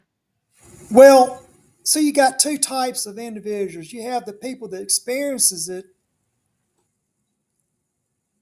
You have the actual individuals that investigate it. I'm an investigator, a former investigator. If you want to know about a crime, go to the cop that worked the crime scene. Okay, you're a psychic. You're remote viewing a murder. Would you not want to go talk to the cop? Would you not want to go handle the evidence of the victim? Maybe you can see some psychics can pick up if they allow it. Some psychics wants to sit or talk to the policeman or to the victim to draw it out on a piece of paper. There's people who are psychic enough that can draw out a serial killer. Mm-hmm. Go ahead. I'm not saying you. I'm just. No, I know. I know exactly what you mean. I'm the kind where I want to be on site if I'm allowed to be. But I don't need to be. And I can usually get a lot of information in a lot of different ways because of the way my clairs work. So, but had the church was still standing, if the church were still standing, all I'd have to do would be to touch the doorknob of the church or some pew or some section that I'm drawn to that has energy. And then I'll start having I'll start having psychic visions and downloads and flashbacks and it can get really elaborate. Honey, I've had Capone come to me, try to scare the living crap out of me. So, I mean, I got shown what he did and all the horrific things that were not in file folders and all this other stuff. So, um, things don't typically, they'll upset me, but they don't freak me out unless it deals with children. Then I get mama bear mode and I'm like, nope, different ballgame. Well, see, like when me and James talk, and James tries to follow the movie a little too close at times, and you see me putting the brakes on, like I did tonight on some things, because it's very easy to get, TV can hypnotize you. Do you believe that? TV can Oh, I know hypnotize. that. I know that. There's a lot of, okay, so when you're talking about, for example, the movie Jupiter Ascending, there's a lot of actual ETs, real life ET. I mean, I don't mean the characters are real, that kind of thing, but the images of the ETs that are in that movie are very real. There are numerous in there that I went, whoa, holy crap. And but yet the storyline, absolute bunk. But the fact that they're putting in real ETs and specific little bits of tidbits of information here and there, that's completely Hollywoodized from real information. So that happens, that goes back a lot of generations. That goes back to really the beginning. So Hollywood and government have been interacting for a long freaking time. So the fact that it's been a slow drip through Hollywood is, and most people don't realize it. And that's the thing, is that you've got to, you yourself, not you, but the general public needs to understand that, and needs to understand that there are very real aspects and very real types of ETs and experiences that are being portrayed, but they've been Hollywoodized and grandiose. Let me say this. Now, what we're looking at here is a form of soft disclosure. We're not realizing Yes. it. And another thing, I had an Ewok, Mo. He's my best friend. He's the first extraterrestrial I really got to know. If you watch Star Wars, one of those Ewoks is real. The rest of them are fake. But I can remember they took Mo and put him on a little scooter and put him in a room with a little green background screen, and he jumped around on that scooter. And there's one real alien. There's about 7 minutes of an Ewok. He looks like a little bear in Star Wars. I went to the room where they, put him on the scooter and watched them film him. I was there when they did that. We weren't hiding it, but it's a form of soft disclosure to get us ready Yes, for it it. is. Okay? So what I try to tell James is that, yeah, there's a lot of stuff in the movie, but there's like, it'll put you to sleep. It is hypnotizing. It's hidden messages all in these movies. Yeah. Okay?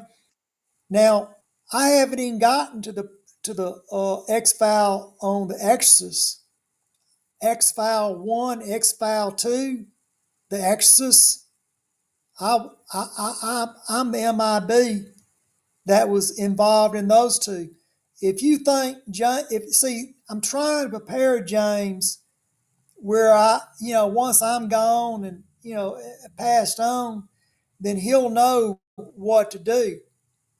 But I have not, the reason I don't go to any UFO conferences because nobody's trained in that.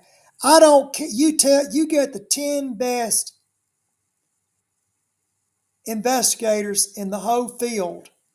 They can't hold water to me. I'm the actual guy that wrote the files. I'm an actual MIB. Thank you, Jimmy, for your service. Thank you. But just because you hear somebody like Stephen Greer, and I'm not talking about Stephen, it doesn't mean he's an expert. If David Icke gets on the TV, it doesn't mean he's an expert. I don't care what super soldier states on TV. It takes, I've been doing this since, I first had my first encounter in 1959.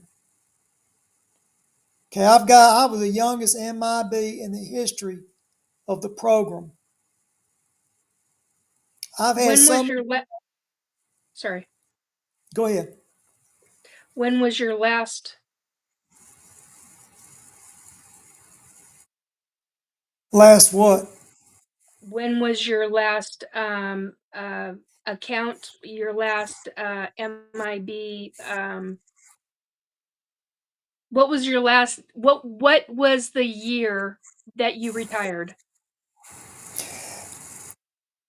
When Phil Snyder was murdered, at that time, I just stepped back. I think Phil was murdered in what, 96? Phil Snyder. Mm-hmm.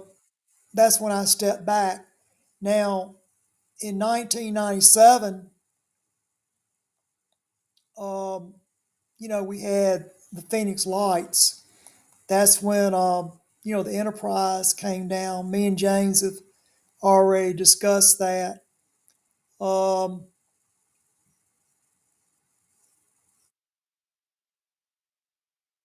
But like I said, I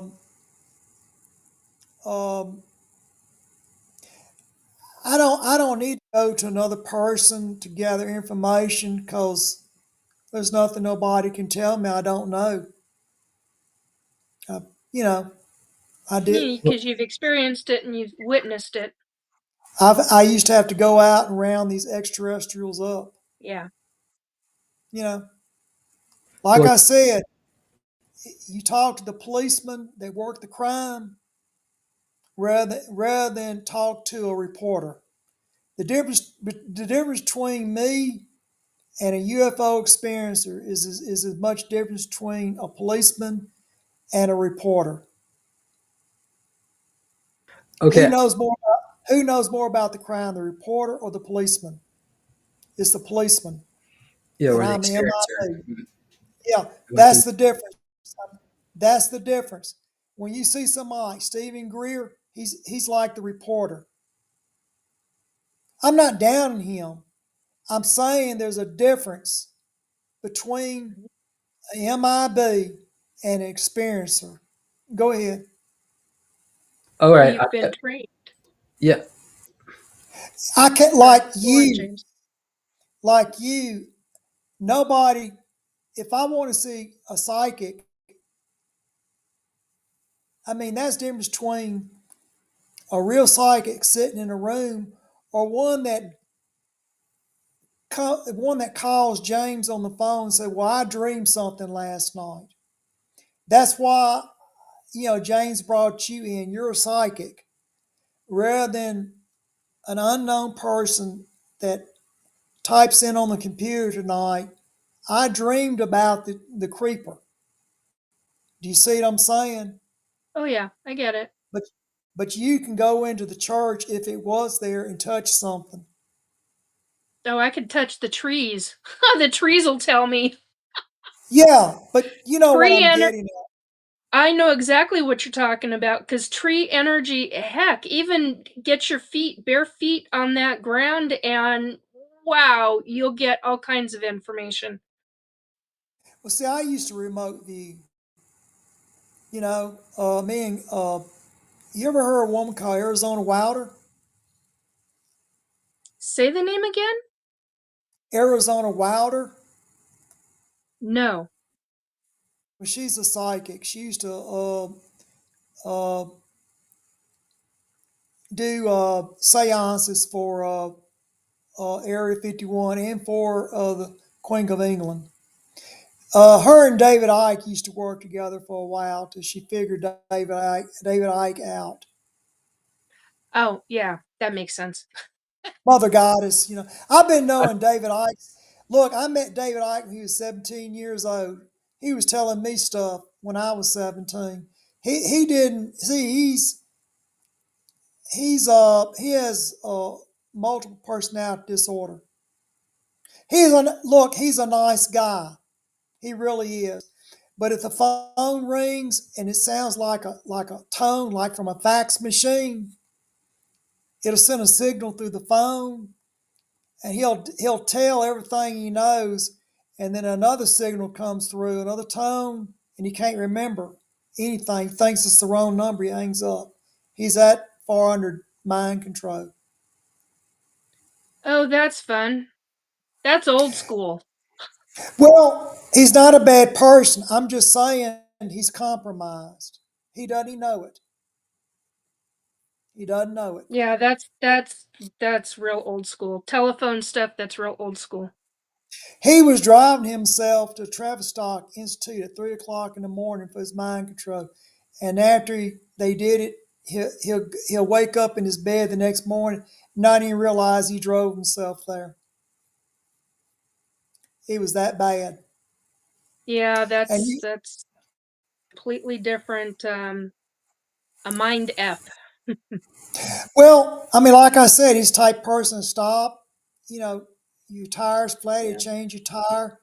Have you got enough money to make a station? He even give you $20. I mean, he's a nice guy, but he's compromised. He doesn't even know it. So I've been all through it. Well, Yeah. we still have a few more clips. Let's finish this Oh, up please, yeah. before we start. Yeah, go ahead. Okay. All right. So Derry is now screaming. They last seen them until they're playing the music. So I'm going to play the song. So we had this, right? Here's the rose.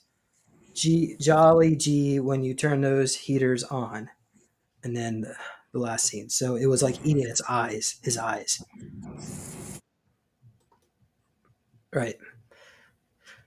And then it absorbed the eye or something like that. And it put the eye in its own body. Okay. All right. Well, it doesn't ever speak at once. Okay. Great. And that's done. How about I play the Jeeper Creeper song? What do you think? Go for it. All right, everybody. Okay, quiet on the set. Let's do this. There we go.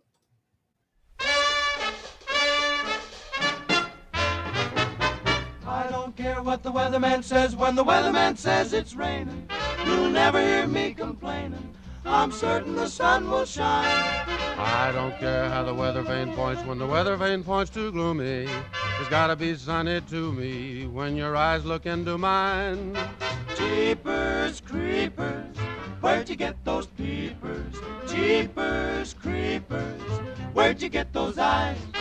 Gosh, y'all get up, how'd they get so lit up? Gosh, y'all get up, how'd they get that size? Golly gee, when you turn those heaters on, woe is me.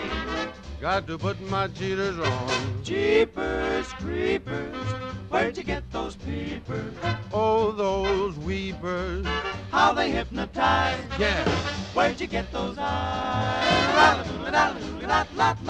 Them there eyes.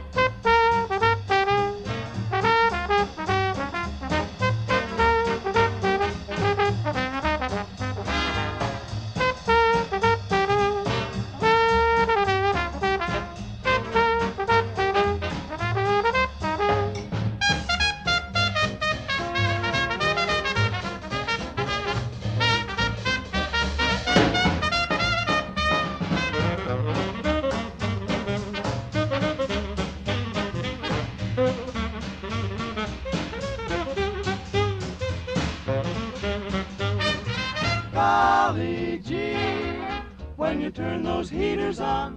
Woe is me, got to put my cheaters on. Jeepers creepers, where'd you get those peepers? Oh, those weepers How they hypnotize. knock me out. Where'd you get those eyes? Where'd you get 'em? Won't you put me wise? Don't you jive me. Pays to advertise. Tell 'em about me. Where did you get those eyes? All right, let's take that one off. Okay. So there you have it. That was the music a little bit before my time, but if you're from the 1930s, right? 1932. Jimmy, I think that song came out. Somewhere in there, James. I'm not sure why the producer chose that song. See, that's another thing. He inserted that. That's not air. That wasn't in the report. Ah, interesting. See, that's why I said just because you see it or hear it doesn't mean it was in the report. Okay, so we're safe. Now we have to hear that music. Okay, but in the movie though, the music was coming up on the radio. You remember that part? Well, James, I did make the movie, and I did not advise them how. Other words, it's different if they came to me and talked with me, but they didn't. They just picked the report up. And once I classified that report, it had to be somebody very high up to unclassify it. You're blank. I can't hear you. Oh, sorry. So you said to listen to the song backwards to get there. I said it'd be interesting to listen to it backwards because I've noticed a lot of these movies that are made. I've been finding all kind of hidden messages in the movies, if not the commercials. Thank you. Okay, next question. So, did I ask about why did the creeper choose? I did. Okay, never mind. Can the creeper go into our future? So, James, it goes back to it was an unknown species that we looked up and we were being attacked. Now, when I in the part 2, when I killed it, okay, I don't know. Okay, I didn't see a flying saucer. I just killed it. So we're going back. I mean, it's good to speculate, but let's not insert. It's good to speculate. Now the bodies in the church, they had the wooden teeth. That tells me that possibly he could have had it. Or I went into the park. I found landing spots from possibly a spacecraft. There was a report of, a UFO in the area. I've looked for it. I hadn't found it, unless that's been purged. I did find landing spots to something that did land. But as far as time traveling, I find it interesting that some of the bodies had wooden teeth in it, and being so well preserved, those bodies had been put in there after that church was abandoned. Because that church probably abandoned back in the 60s. oh wow, thank you. Okay, thank you. So next question: would you consider this thing a gargoyle? James, it goes back that it's unknown species. Now, clearly it's reptilian. And like I said, the stone statues that's been all over the world, I think it's an eye of the beholder. Okay. You asked me to play this, so I think we can get away 5 seconds of the movie, right? Okay. Oh my god. I think I had to turn the audio up. Sorry. Oh, it was even muted too. Oh, okay. Well, just trust me on that. Just go check out the horn. Okay. Now, interestingly, a collector from Charlotte, North Carolina, bought the old ambulance and the old Chevrolet. You mean the real ones? So was the real ones used in the movie too? No, Oh, good. James, don't inject. So you I'm just, asking a question, Jimmy. I wasn't injecting. I understand, I understand, but you injected that. Was it the real one? No, it wasn't. Those are the cars that the movie producer obtained. Okay. Last question. Is Trish still alive? I don't know. I hadn't seen her since. Uh, I would imagine it traumatized her. See, Okay. she's used to working with Von Braun. Von Braun had just retired a few months earlier, prior to the Apollo 17 launch. I never got it. I met her. I was supposed to work with her. She did uncover a plot because the security was real tight around Apollo 17. So she was collecting information. Okay, Jimmy. Thank you. So I'm done with my questions tonight. Nikki, you want Go to? ahead. Wait, wait, wait, Nick, wait. So I have a couple of things. Do you have any idea how old this ET cryptid, whatever it was, how old it was? Did uh, anybody ever figure that out? you know, I want to say it was autopsied, but I wasn't part of the autopsy. Now, it's stated in the movie every 23 years. I believe that did come up, but it was more towards the alignment of the planets. Okay. We, I think the way the planets were aligned, they were looking at when the alignment would come back again, and it turned out every 23 years the planets align a certain way. But I think that was just, they were, as far as feeding, no, that's just, they were looking at, they thought maybe the alignment of the planet. Usually when the planets are aligned, you have jumps. They'll jump from one planet to the Yeah. next. A lot of people don't realize that. Okay, so my next question is, did you ever catch it going through or opening a portal? No, I just simply killed it Okay, with extreme next prejudice. Okay, so next question is, now this refers to the autopsy, and if you have any knowledge of this, did the body have any radiation on it or around it or in it?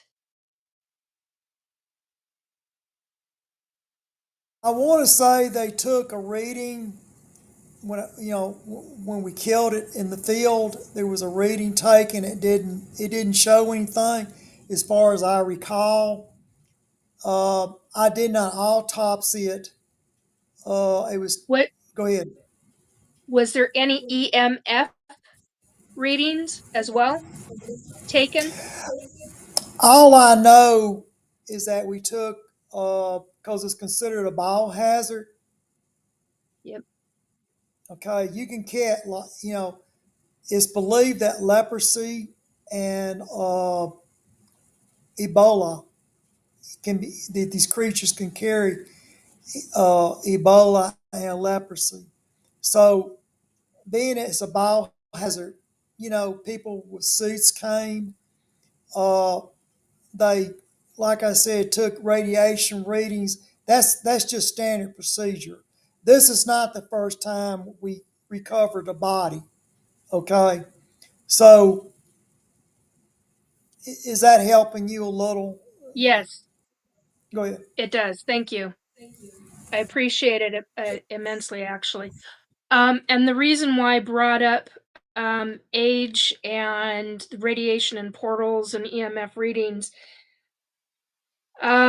is because ETs can be vastly, us humans cannot fathom the true ages of a lot of ETs. Some of them can be over 1,500 years old, all the way up to 3,500 years old. And so that's one of the reason, and I didn't know that until I got told that by an ET, which is a whole nother subject.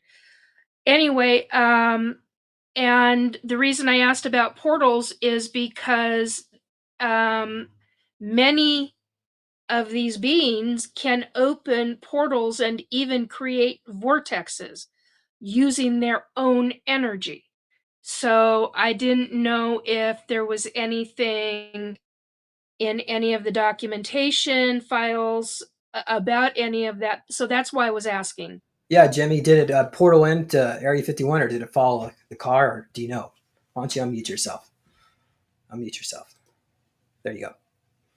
Well, first of all your questions are irreverent now. Still is We, so much time gone by. well, we already know all this.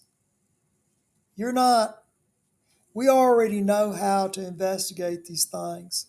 Now, we know about that they can live centuries, okay? That's nothing. You have to remember you're coming to Exactly. the source. You're not who you've only whatever you picked up off the internet is stuff that This whatever is you personal picked up, experience. whatever you picked up personally, whatever you Yeah. picked up personally, and I don't know your age, but I would imagine I'm older than you, so I've been knowing it for many decades. All right, now um, we know when we do an investigation, it's real deep. It's done by many people. Mm-hmm. We set the standard, not the UFO clubs, not Yeah, I uh, know. in other words, just because somebody says, "Hey, I'm with MUFON," that doesn't they don't you don't understand it. There's a difference between a reporter and a policeman. I'm the policeman. The guy from MUFON is the reporter. Okay, he may seem knowledgeable, but we are the ones that do this. We're the ones that take these extraterrestrials. We autopsy them. We handle them. Area 51. I have probably handled several hundred alien cases. This is Mm-hmm. nothing that I showed up. Oh, I understand. Okay, okay. I am the government. I'm not MUFON. I'm not. Um, what are some other popular clubs, James? Or Well, there's like Bigfoot clubs. okay, so you Cryptids. Oh, yeah, I get it. yeah. See, you have the difference between them and me is that they're the reporters and I'm the policeman. That's the difference. I'm not down anybody. I'm just saying that we store them at Area 51. We autopsy them. I've autopsies. I've autopsied quite a few extraterrestrials. Okay, you've probably seen some of my films. If you watch Alien Autopsy, I've been involved in it. Oh wow, I Right? mean that one's been like debunked. What's that? Hasn't it been like debunked, some of those films? James, it goes back to the reporter or the actual lawman. Who are you going to believe? Are you going to believe it's because somebody got on the History Channel and they're going to debunk me? I'm the one holding the scalpel. Who's going to debunk me? I'm not trying to sell a movie. I'm not trying to do a lecture on to a UFO group. I don't even look. I don't go to you. When you had your little group at Montauk, did you see me show up? You didn't. No. Go ahead. Yeah, I just pulled up the article. It doesn't matter. I believe you, Jimmy. Okay, great. Thank you. So How it's about not a matter if you believe me or not. I mean, I know what I'm just I asking. did since. Yeah, I mean, I'm glad you did. well, Because so if you look up alien autopsy hoax, just be kind of curious to see how they're trying to rip the story apart. Oh, they're saying like these canisters in 1947, the Department of Defense would not have been officially established, so there would have been no national military establishment or some. Yeah. well, James, you can believe what you want to believe. I'm not going to debate you on it. Your mind, look, all you've done is hear this for all your life on with the UFO groups, the TV shows, every book you picked up. Get what Yeah. you Yeah. see what I'm getting at? Okay, Jimmy. Well, Um, let's wrap yeah, it go ahead. Yeah, up. I So mean, final comments. I just want to say thank you, Jimmy, for coming on here today, and also thank you, Nikki. I hope that you can come on again, and maybe we can hear more about your secret space program experiences when you're ready. Yeah, I Uh, can probably do that now. well, yeah, not right now, but soon. No, I don't mean right Yeah, now. I Because know very much. yeah, Okay, thank yeah. you. So I want to thank the audience for joining in for over 2.5 hours now. So I also like to mention I'm putting on a conference October 8th to the 12th in Orlando, Florida. So maybe Nikki, I could give you a free ticket and we can go over to the Jeeper Creeper place and talk to the trees if you like. I don't know if you're brave enough for that, but Oh, I'm brave enough for that. That's not the issue. The okay. heat's the issue. Well, it's in October, so it's actually, well, it's still summertime there in October, but okay. So go to We'll talk. supersoldiercon.com, purchase your tickets, and also go to healingsoulsurvivors.org and make a donation to help support the work because the donations have been really helping out, and I appreciate everybody. I'm sorry I haven't written you back. If you have donated, I love you. Of course, I love you. Even if you haven't donated, we all within our means. And we're also looking for sponsors. So if you'd like to help sponsor Super Soldier Con, oh Jimmy, you got something to say? Okay. yeah, I wanna make it very clear tonight that um, I'm not with James or with Nikki. I'm not with Healing Soul Survivors or any of these meetings. Uh, my work is independent. I don't take any money tonight. I'm not going to meet with any UFO group or talk to you one on one. I'm not going to give you any advice. I am looking for a corporate sponsor, and anybody that wants to get a hold of me can get a hold of James, and James will, like I said, will email me. Um, but anybody that wants to follow up, just get a hold of James. You can ask James questions about the interview tonight, but I'm only going to meet with a corporate sponsor. And go ahead and take it from there, James. Yeah, thank you. Definitely, we need some sponsors. We also need volunteers. So you can go to Super Soldier Con and fill out the form. Um, so in addition, you go to neologicaltech.com, purchase a copy of my book over here. See, it's gonna. So Lone Wolf, it's over 400 pages long. I go into the secret space program, some of my own experiences, and get yourself a meditation device while you're at it to help you relax.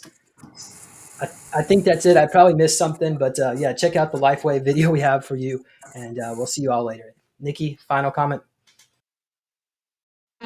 Just thanks for inviting me, and that's it. Jimmy, final It's comment. nice meeting you, Jimmy. Yeah. Well, I hope you do find, if there are any more serial killers in that part of the country. You know, me and James has been Actually, there talking about, is. me and James There, has been there. talking about, a- me and James have Sorry. been talking about a serial killer up on Long Island. They've been finding all kinds of bodies up on Long Island. And that's why I kind of, tell people, don't go around the old Montauk radar, old Camp Hero, because we do have a serial killer and they've been dumping bodies all up and down Long Island. Okay, Okay, thank you, Jimmy, for the great advice. I We'll make will. sure stay away from Montauk for the time being. And that place is extremely expensive if you want to go on a summer vacation.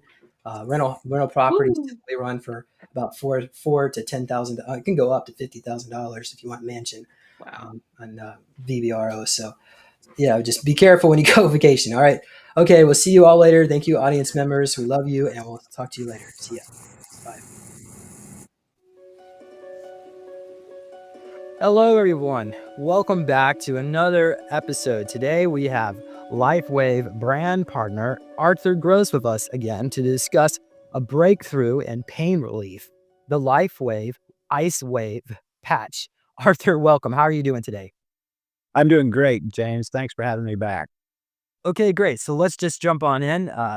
You were just showing us a little clip there of what the Ice Wave patch looks like, or at least what you receive when you purchase one. So tell us what it is and how does it help with pain relief? The Ice Wave patch is drug-free. It doesn't put anything in your body. It works through the process called photobiomodulation, or light-making change in the body, much like vitamin D is created in your body as a reaction from the sun.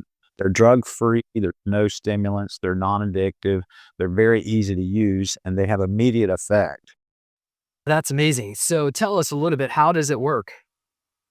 It's a two-patch system, a tan patch and a white patch.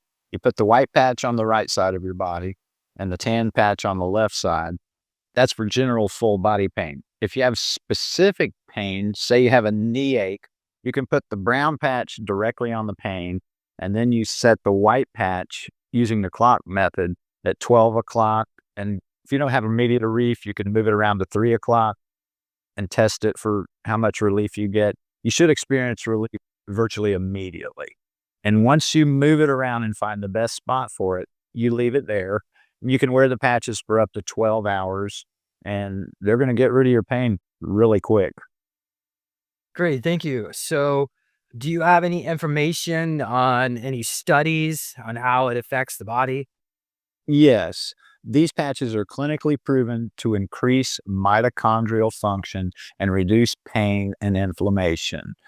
Some of these bullet points are they're fast acting for immediate relief, supports improved mobility, reduces inflammatory response, eases tension and headaches, eases local acute pain, eases all over body pain, works on chronic and acute pain, eases muscle tension pain, balances cognitive vitality. They're safe and non-addictive, no drugs or harmful side effects. Can you discuss, is it for just localized pain, or how about the general body, or even more specifically, is this even addictive? It's not addictive at all, and there's no side effects. The use of the Ice Wave patch, it's a class 1 medical device for pain control to have very important and almost immediate effect on the moderation of muscular contractions and tensions, as well as of the associated pain. Wow, great. Thank you. So again, this is a 2-patch system. You would get, what, 30 patches in that little box? That's correct. You get 15 of the brown and 15 of the white. Great. So how long could you use each patch? And yeah. Ice Wave patches are a 2-patch system. They may be worn up to 24 hours at a time, take to 1 to 2 days off for a 5 full days of use. So you can wear them 24 hours. but then you want to give it a day break. Right. Well, I put some of those things on my father, and he kept it on for a week, but it's not a problem. There's not going to be negative side effects if you. No, there's no negative side effects. And if you do forget to take any of the patches off, the reflective quality lasts between 20 to 24 hours. So if you forget to take it off, it'll just stop working after about a day anyway. Fantastic, Arthur. Thank you for sharing with us today. Thank you for having me, James. Okay, so that's it for today's episode. Stay tuned for more insights into health and wellness. Take care, everybody.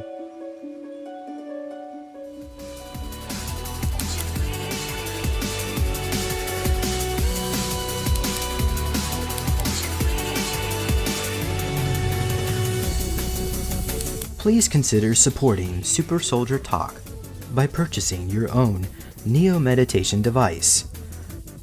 Your Neo Meditation device will help you reduce stress, integrate trauma, enhance intuition, enhance clairvoyance, and enhance creativity. Get yours now at www.neologicaltech.com.